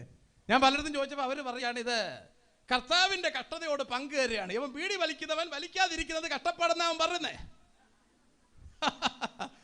എന്നിട്ട് 40 ദിവസം 41 തൊട്ട് പഴയതുപോലെ വലിക്കും, ഒരു വ്യത്യാസമില്ല. ഇവിടെ കർത്താവിനോട് ചേരുന്നെങ്കിൽ മരിച്ചടക്കപ്പെട്ട് നീയൊക്കെ ഉയർത്തെഴുന്നേക്കണം, പിന്നീട് വലിയ ഉണ്ടാവരുത്. സ്വോത്രം. ഇതൊരുമാതിരി നമ്മുടെ തിരുവനന്തപുരം ഭാഷയെ പറഞ്ഞ വലിപ്പിക്കുന്ന പരിപാടിയാണ് അല്ലേ? ഞാൻ പറഞ്ഞ മനസ്സിലാകുന്നുണ്ട് നിങ്ങൾക്ക്? കുറേ ദിവസം വലിക്കാതിരിക്കുക, പിന്നെ അങ്ങോട്ട് വലി തുടങ്ങുക. സ്വോത്രം. അതിന് വേണ്ടിയിട്ടുള്ളതല്ല അല്ലേ? ചിലർക്ക് അങ്ങനെ ഇപ്പോൾ അത് CSI കാര്യം തുടങ്ങിയിട്ടുണ്ട് ആ പരിപാടി. അവരിപ്പോൾ പിന്നെന്താ പറയുക, പിന്നെ ഇറച്ചിപ്പൊട്ട മീനൊന്നും കഴിക്കുകയല്ല. അവർക്ക് ഈ അസുഖം ഇല്ലായിരുന്നു, ഇപ്പോൾ ഈ അടുത്തിടയ്ക്ക് തുടങ്ങിയതാണ്. ഇപ്പോൾ അവരുടെ ചർച്ച കത്തീഡ്രലാക്കി മാറ്റി, ഇനി മൊത്തത്തിൽ കത്തിയായിരിക്കും. ഞാൻ പറഞ്ഞ മനസ്സിലാകുന്നുണ്ടോ? എന്തൊക്കെയാ ചെയ്യുന്നതെന്ന് ഇടംബലം അവർക്ക് തന്നെ അറിയാൻ മേലാതെ പോകുന്നൊരു കണ്ടീഷനാ. മനസ്സിലാകുന്നുണ്ടോ? അപ്പോൾ അതുകൊണ്ട് ഇറച്ചിയും മുട്ടയും തിന്നാതിരിക്കുന്നതൊന്നും അല്ല കർത്താവിനോടുള്ള ഏകീഭാവം എന്ന് പറയുന്നത് അല്ലേ? റോഡെ മുട്ടുമേലെ ഇഴഞ്ഞു നടക്കുന്നതൊന്നും അല്ല കർത്താവിനോടുള്ള കഷ്ടത എന്ന് പറയുന്നത്. ക്രിസ്തുവിനോട് നമ്മൾ ചേർന്ന് കഴിഞ്ഞാൽ പിന്നെ ക്രൂശിൽ നിറങ്ങുന്ന പരിപാടി ഇല്ല. ഇത് 40 ദിവസത്തെ ക്രൂശി കയറ്റം. അത് 40 ദിവസം ക്രൂശി കയറുകയല്ല, ലാസ്റ്റിൽ 2 മണിക്കൂറാണ് ക്രൂശി കയറ്റം. ക്രൂശിൽ കയറുകയല്ല, ക്രൂശി തോളിലെടുത്തോണ്ട് ഇങ്ങനെ നടക്കുകയാണ് അല്ലേ? മെയിൻ പുള്ളി മുമ്പേ നടക്കും, ബാക്കി ഗോഗ് പിറകെ നടക്കും. പ്രത്യേകിച്ച് വലിയ കാര്യമൊന്നുമില്ല. കുറേ കഴിയുമ്പോൾ ഈ പട്ടിയെല്ലാം കൊണ്ട് ദൂരെ കളഞ്ഞേച്ച് പഴയ പണിക്ക് തന്നെ പോവും. സ്വോത്രം. ക്രൂശ് എടുക്കുന്നെങ്കിൽ ക്രൂശിൻ്റെ കൂടെ അപമാനം കൂടി സഹിക്കണം. നമ്മുടെ കർത്താവ് അങ്ങനാ. സ്വോത്രം. അവൻ ക്രൂശ് ചുമന്നു, അപമാനം സഹിച്ചു. അവൻ അതിനാ നമ്മളെ വിളിച്ചിരിക്കുന്നേ. സ്വോത്രം. അപമാനം അലക്ഷ്യമാക്കി ക്രൂശ് സഹിച്ചെന്നാ പറയുന്നത്. അപമാനം അലക്ഷ്യമാക്കി. ആൾക്കാർ കളിയാക്കും. അതാ നമ്മളൊക്കെ യേശുവിൻ്റെ പുറകെ ഇറങ്ങിയപ്പോഴേ ആൾക്കാർ കളിയാക്കുക, ഇവനൊക്കെ തിന്നാൻ നടക്കുകയാണ്. പിന്നെ തിന്നണ്ടേ നമുക്ക്? വന്ന ഉടനെ ഒരു ഉഷാർ പപ്സും കിട്ടി, നല്ലൊരു സൂപ്പർ ചായയും തന്നു. ഇനി അടുത്ത ഫുഡ് റെഡിയാണ്. എല്ലാവർക്കും കാണുമെന്ന് എനിക്കറിയില്ല, നിങ്ങൾ വെയിറ്റ് ചെയ്യണ്ട, പൊക്കോളൂ എന്തായാലും. ഞാൻ പറഞ്ഞ മനസ്സിലാകുന്നുണ്ടോ? ഇവിടെ തീറ്റ ഇതിൻ്റെ കൂടെ ഉള്ളതാ. അപ്പൊ ചിലർ ഇവർ തിന്നാൻ നടക്കുക. ചങ്കൂറ്റുള്ളവരുണ്ടെങ്കിൽ വാ, നിനക്കും തിന്നാൻ തരാം, പക്ഷെ ഇതുപോലെ നിന്ന് പ്രസംഗിക്കണം, നീ രക്തം തുപ്പി ചത്തുകൂതി. അപ്പൊ അതുകൊണ്ട് തിന്നാൻ നടക്കുക. അതൊക്കെ ആൾക്കാർ പരിഹസിക്കും, വായി വരുന്നൊക്കെ പറയുന്നേ അല്ലേ? നമ്മളിങ്ങനെ വെള്ളക്കുപ്പായിട്ടോട് നടക്കുന്ന ചിലവന്മാർ വല്ലതൊക്കെ പറയും. ഇതൊന്നും നമ്മളെ ബന്ധപ്പെട്ട വിഷയമേ അല്ല. ക്രൂശ് സഹിക്കുക, സ്വന്തം ക്രൂശ് ചുമക്കുക, അപമാനം അലക്ഷ്യമാക്കുക, നമുക്ക് മുമ്പിൽ വച്ചിരിക്കുന്ന പ്രതിഫലം ഓർത്ത് മുൻപിലേക്ക് ഓടുക. ഈ ലോകം നമുക്ക് ശാശ്വത ഭവനമല്ല. ഇവിടെ നമ്മൾ ഒരുപാട് കൊല്ലം പാർക്കാൻ പോകുന്നില്ല. അതുകൊണ്ട് 40 ദിവസത്തെ പരിപാടി അല്ലിത്, മരണം വരെയുള്ള എഗ്രിമെന്റ് ആണ്. അതാണ് യേശുവിനെ രക്ഷകനായി ഹൃദയം കൊണ്ട് വിശ്വസിച്ച് വായ് കൊണ്ട് ഏറ്റുപറഞ്ഞ് നീതീകരണം പ്രാപിക്കുന്നവൻ വെള്ളത്തിലിറങ്ങി സ്നാനമേൽക്കാൻ നിൽക്കുമ്പോൾ അവനെ തലേ കൈവച്ച് പറയുന്ന ഒരു ചോദ്യമുണ്ട്, ഈ കർത്താവിനോട് കൂടെ ജീവിപ്പാൻ തയ്യാറുണ്ടോ? ഓക്കെ പറയുമ്പോൾ മുക്കി പൊക്കി നിർത്തിയിട്ട് തലേ കൈവച്ചിട്ട് പറയും, മരണപര്യന്തം വിശ്വസ്തനായിരിക്കുക, എന്നാൽ ജീവകിരീടം കിട്ടും, ഇല്ലെങ്കിൽ ഒരു വകയും കിട്ടുകയല്ല. ചിലരങ്ങനെ എവിടെയെങ്കിലും പോയി മുങ്ങിയിട്ട് നടക്കുക. നമ്മളും മുങ്ങിയതാണ്. എന്നാ ഗുണം? അതിലത്തെ കാര്യം എന്തുവാ? കഴിഞ്ഞ ദിവസം എന്നെ ഒരു ആൻറ്റി വിളിച്ചിരുന്നു, എൻ്റെ അടുത്ത് പറഞ്ഞു, പാസ്റ്ററേ ഞങ്ങൾ 5 പേരാണ്. 5 അല്ല, 4 മക്കളും അപ്പനും അമ്മയും, ഞങ്ങൾ 6 പേരാണ്. ഞങ്ങൾ ഒരാളൊഴികെ ബാക്കി എല്ലാവരും സ്നാനപ്പെട്ടു. ഇപ്പം ഞാൻ ഒഴികെ ബാക്കി എല്ലാവരും പിന്മാറിപ്പോയി. ഇതെവിടാണ് കൊണ്ടിട്ട് മുക്കിയത്? ചാവാതെ മുക്കരുത്. ഞാൻ പറഞ്ഞത് മനസ്സിലാവുന്നു എന്ന് പ്രത്യാശിക്കുന്നു. എഗ്രിമെന്റ് ആയിരിക്കണം. കർത്താവിനോടുകൂടെ ജീവിക്കാനുള്ള ചങ്കൂറ്റം വന്നിട്ടേ വെള്ളത്തിലിറങ്ങാവൂ. അല്ലാതെ കൈ കിട്ടി എല്ലാത്തിനെയും കൊണ്ട് എന്തായാലും നമ്മൾ കൺവെൻഷനല്ലേ വെള്ളത്തിൽ ഇറങ്ങിയേ പറ്റുള്ളൂ, ഒരു ടാങ്ക് വെള്ളം അടിക്കണം, എല്ലാവരും കൂടെ വാ നമുക്ക് മുക്കിക്കളയാം. നോ, അതിനുള്ളതല്ല ഈ പരിപാടി. ചത്തു എന്നുറപ്പ് വരുത്തണം. ചത്തതിന് ശേഷം നമ്മൾ വെള്ളത്തിൽ കുഴിച്ചിടണം. അങ്ങനെ കുഴിച്ചിടപ്പെട്ടിട്ടുള്ള ആരും എന്ത് പ്രതിസന്ധി കണ്ടാലും പിന്നോക്കം പോവുകയില്ല, പതറുകയില്ലവർ, പതറാനവർക്കാവില്ല. കാരണം അവരുടെ മേൽ പകർന്നിരിക്കുന്ന പരിശുദ്ധാത്മാവ് ഉയരത്തിൽ നിന്നുള്ള ആത്മാവാണ്. സ്തോത്രം. വിശ്വാസത്താൽ നീതീകരിക്കപ്പെട്ടിട്ട് ദൈവത്തോട് സമാധാനമുണ്ട്. എത്ര മനോഹരമെന്ന് നോക്കൂ. അടുത്ത വാക്യത്തിലേക്ക് വായിക്കാം, പെട്ടെന്ന് വായിച്ച് അവസാനിപ്പിക്കാം. നാം നിൽക്കുന്ന ഈ കൃപയിലേക്ക് നമുക്ക് അവൻ മൂലം വിശ്വാസത്താൽ പ്രവേശനവും ലഭിച്ചു. ഈ കൃപയിലേക്ക് നമുക്ക് കിട്ടിയ പ്രവേശനം ബൈ ഫെയ്ത്ത് ആണ്, ജന്മനാ കിട്ടിയതല്ല അല്ലേ? നമ്മളെ പാസ്റ്റർ മോനായിട്ട് കിട്ടിയതല്ല. സ്തോത്രം അല്ലേ? ജന്മനാ കിട്ടിയതല്ല, ഇത് വിശ്വാസത്താലാ കിട്ടുന്നത്. റോമൻ കാത്തലിക് കഴിഞ്ഞ ദിവസം ഞാനും അവരുമായിട്ട് ഡിബേറ്റ് ഒക്കെ നടന്നപ്പോൾ അവർ പറയുന്നത്, വിശ്വാസിയുടെ മക്കൾ രക്ഷിക്കപ്പെടാൻ, സ്നാനപ്പെടാൻ വിശ്വസിക്കണമെന്നില്ല. അതെന്തടപാടാണ്? ഞാൻ പറഞ്ഞ മനസ്സിലാകുന്നുണ്ടോ? വിശ്വാസിയുടെ മക്കൾ സ്നാനപ്പെടാൻ വിശ്വസിക്കണമെന്നില്ലെന്ന്. അവിശ്വാസിയാണ് വിശ്വസിക്കേണ്ടത്. ഇവനൊക്കെ എവിടെന്താണ് വരുന്നത്? ബൈബിൾ ക്ലീനായിട്ട് പറയുകയാണ്, വിശ്വസിക്കുകയും സ്നാനമേൽക്കുകയും ചെയ്യുന്നവൻ രക്ഷിക്കപ്പെടും. അതിന്റെ അർത്ഥം വിശ്വസിക്കാത്തവൻ സ്നാനമേറ്റിട്ടും കാര്യമില്ല. ഞാൻ പറഞ്ഞ മനസ്സിലാകുന്നുണ്ട്? ഇവിടെ പറഞ്ഞിരിക്കുന്നുണ്ടോ? ഈ കൃപയിലേക്ക് വിശ്വാസത്താൽ യേശുക്രിസ്തു മൂലം പ്രവേശനം. അപ്പൊ വിശ്വസിക്കാത്തവൻ എങ്ങനെ കിട്ടും അല്ലേ? ഒരാൾ മാത്രം ടിക്കറ്റ് എടുത്താൽ മതി, എല്ലാവർക്കും പോകാൻ ഒക്കുമോ? ഇവിടെ നിന്ന് നിങ്ങൾക്ക് പോകാൻ ഒക്കില്ലല്ലോ. ഒരാൾ ടിക്കറ്റ് എടുത്ത്, സാറേ നമ്മൾ ഒരാൾ ടിക്കറ്റ് എടുത്തിട്ടുണ്ട്, എല്ലാവരും കൂടെ വരികയാണ്, അങ്ങ് കയറിയാൽ മതി. നമ്മൾ വീട്ടിലെ ആൾക്കാരാണ്, വീട്ടിലായാലും ഇടവകയിലായാലും ഇടവഴിയിൽ അവരിറക്കിയിട്ട് പോകും അല്ലേ?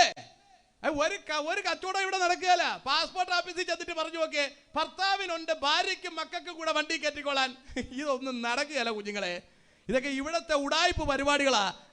അവൻ രക്ഷിക്കപ്പെടണം. ഒരപ്പന് 3 മക്കളുള്ളതിൽ ഒരാൾ 10ാം ക്ലാസ് ജയിച്ചാൽ മതിയോ? ബാക്കി 2നും കൂടെ സർട്ടിഫിക്കറ്റ് കിട്ടുമോ? ഇല്ലല്ലോ. എന്തായാലും എല്ലാവരും സെപ്പറേറ്റ് എടുത്തേ പറ്റുള്ളൂ. കർത്താവ് പറഞ്ഞെന്താണെന്ന് അറിയാവോ? ഞാൻ ജയിച്ചിരിക്കുന്നു, അതുകൊണ്ട് നിങ്ങളും ജയിച്ചു വരാൻ. ഞാൻ ജയിച്ചതിന്റെ കൂടെ കയറി പോരാനല്ല, ഞാൻ ജയിച്ചതുപോലെ നിങ്ങൾ ജയിക്കാൻ. വേണ്ട, ഇവിടെ തൃക്കാക്കര ഭയങ്കര ഇലക്ഷൻ നടന്നു അല്ലേ? ഒരു ടീമിന് 41 പേരും മറ്റേ ടീമിന് 99 പേരും നിൽക്കുകയാണ്. അപ്പൊ 99 പേര് ഉള്ള MLA-മാരുള്ള ഒരു 100 ആക്കാൻ നിൽക്കുക. എന്നാ പറയാത്ത എന്താ, നമ്മൾ 99 എണ്ണം ഉണ്ടല്ലോ, ഒരാൾ നമ്മളവിടെ കയറി പോരെ, എന്താ വരാത്ത? അങ്ങനെ പറ്റൂല. ചെന്ന് നിന്ന് ജയിച്ചു വന്നാലേ പറ്റുള്ളൂ. നിന്ന് ജയിച്ചേ കയറി വരാൻ നോക്കൂ. തോറ്റുപോയാൽ നാട്ടിലെ MLA ആവാൻ നിന്ന് മത്സരിച്ച് ജയിക്കണമെങ്കിൽ സ്വർഗരാജ്യത്തിൽ പോകാൻ ഒരാൾ വിശ്വസിച്ചാൽ പോരാ. Each and everyone has to believe. ഓരോരുത്തരും വിശ്വസിക്കണം, യേശു എനിക്ക് വേണ്ടി മരിച്ചു എന്ന്, യേശു എന്റെ രക്ഷകനെന്ന്, യേശു എനിക്ക് വേണ്ടി വീണ്ടും വരുമെന്ന് നമ്മൾ ഓരോരുത്തരും ഏറ്റു പറയണം. എന്നിട്ട് സ്നാനപ്പെട്ട് ഉയരുമ്പോഴാ തലയൊക്കെ വെച്ച് പറയുന്ന മരണപര്യന്തം വിശ്വസനായിരിക്കുക, എന്നാ ജീവകിരീടം കിട്ടും. മാന്യ ദൈവമക്കളെ, ഈ കൃപയിലേക്ക് വിശ്വാസം മൂലമാ കയറാൻ പറ്റിയത്. നമുക്ക് വേണ്ടി കർത്താവ് ഒരുക്കി വെച്ചിരിക്കുന്ന സ്വർഗരാജ്യത്തിൽ എത്തുന്നത് വിശ്വാസം മൂലമാണ്. അതുകൊണ്ട് ഇന്ന് രാത്രിയിൽ നമ്മുടെ വിശ്വാസത്തെ വർദ്ധിപ്പിക്കുവാൻ നമുക്ക് തയ്യാറാകാം. ഹല്ലേലൂയ. ആസാബ് എടുത്തു പറയുന്നു, ഈ ജനം എൻ്റെ വാക്ക് കേട്ടെങ്കിൽ കൊള്ളായിരുന്നു. ഇന്ന് രാത്രികാലം നമ്മൾ വിശ്വാസത്തിലേക്ക് വളർന്നു എങ്കിൽ കൊള്ളാമായിരുന്നു എന്ന് സ്വർഗത്തിലെ നമ്മുടെ കർത്താവ് നമുക്ക് വേണ്ടി പ്രാർത്ഥിക്കുകയാണ്. അല്പവിശ്വാസമല്ല നമുക്കുണ്ടാകേണ്ടത്, നിറഞ്ഞ വിശ്വാസം. പൗലോസ് എടുത്തു പറഞ്ഞതുപോലെ, ഞാൻ ആരെ വിശ്വസിച്ചിരിക്കുന്നു എന്ന് ഞാൻ അറിയുന്നു, അവൻ എൻ്റെ ഉപനിധി അവസാനം വരെ കാക്കുവാൻ ശക്തൻ തന്നെ. ഇന്ന് രാത്രികാലം നമ്മളെ കർത്താവിൻ്റെ കരങ്ങളിൽ നമുക്ക് ഏൽപ്പിച്ചു കൊടുക്കാം. കർത്താവേ, ഇസ്രായേൽ അങ്ങയെ വിട്ടു പോയി എങ്കിലും എനിക്ക് അങ്ങയോട് ചേർന്നിരിപ്പാൻ തന്ന കൃപയ്ക്കായി നന്ദി എന്ന് നമുക്ക് ദൈവസന്നിധിയിൽ പറയാം. ഇന്ന് നമുക്ക് കർത്താവിൻ്റെ കരങ്ങളിൽ നമ്മളെ തന്നെ സമർപ്പിച്ചു കൊടുക്കാം. ഹല്ലേലൂയ. ആ വിശ്വാസം നമ്മുടെ ഉള്ളിലൊന്ന് വർദ്ധിക്കട്ടെ. ലോകത്തെ ജയിച്ച യേശു ക്രിസ്തുവിൻ്റെ മേൽ പകർന്ന അതേ വിശ്വാസം ഇന്ന് രാത്രികാലം നമ്മുടെ മൺകൂടാരങ്ങളിൽ ഇറങ്ങി വരട്ടെ. എല്ലാ കണ്ണുകളും ദൈവസന്നിധിയിൽ മൂടി ചില നിമിഷങ്ങൾ നമുക്ക് ദൈവത്തിന് സ്തോത്രം ചെയ്യുവാൻ തയ്യാറാകാം. കർത്താവേ, എൻ്റെ മേലെ അവിശ്വാസം പകരണമെന്ന് പറയാം, എൻ്റെ മേലെ അഭിഷേകം പകരണമെന്ന് പറയാം. കർത്താവിൻ്റെ മുകളിൽ പകർന്ന ആ അഭിഷേകം, ഹല്ലേലൂയ. ഗെത്സമനെ തോട്ടത്തിൽ വെച്ച് അവിടെ വെച്ച് മരിച്ചു പോകുമെന്ന് തോന്നി. കർത്താവ്, എൻ്റെ പ്രാണൻ ഇവിടെ നശിച്ചു പോകുമെന്ന് തോന്നുന്ന കരച്ചിൽ കരയുമ്പോൾ പരിശുദ്ധാത്മാവ് അവന്റെ മേൽ വന്ന് അവനെ ശക്തിപ്പെടുത്തിയതുപോലെ നിങ്ങളുടെ പ്രതിസന്ധികൾ നിങ്ങൾ ക്ഷീണിച്ചിരിക്കുകയാണോ? ഇന്ന് രാത്രി ഗെത്സമനയിൽ കർത്താവിന്റെ അടുക്കൽ ഇറങ്ങി വന്ന അഭിഷേകം നിങ്ങളുടെ മേൽ ഇറങ്ങി വരികയാണ്. ഹല്ലേലൂയ. ഞാനിവിടെ തകർന്നു പോകും, ഞാനിവിടെ നശിച്ചു പോകുമെന്ന് നീ ഭാരപ്പെട്ടിരിക്കുന്നുണ്ടോ? ഇല്ല, ഇന്ന് രാത്രിയിൽ താങ്ങുന്ന ശക്തി നമ്മുടെ മേൽ ഇറങ്ങി വരികയാണ്. നമ്മുടെ ജഡം ബലഹീനമായിരിക്കും, പക്ഷെ നമ്മുടെ ആത്മാവിനെ ശക്തിപ്പെടുത്തുന്ന സ്വർഗത്തിലെ ശക്തി ഇന്ന് രാത്രികാലം മൺകൂടാരങ്ങളിൽ പകരുകയാണ്. എല്ലാവർക്കും ചില നിമിഷങ്ങൾ സ്തോത്രം ചെയ്യുവാൻ തയ്യാറാകാം. കർത്താവേ, അങ്ങനെ ശക്തീകരിക്കണമെന്ന് പറയാം. Thank you lord. വിശ്വസിക്കുവാനുള്ള ശക്തി എനിക്ക് പകരണം എന്ന് പറയാം. രോഗത്തെ ജയിക്കുവാനുള്ള ത്രാണി എൻ്റെ മൺകൂടാരങ്ങളിൽ പകരണം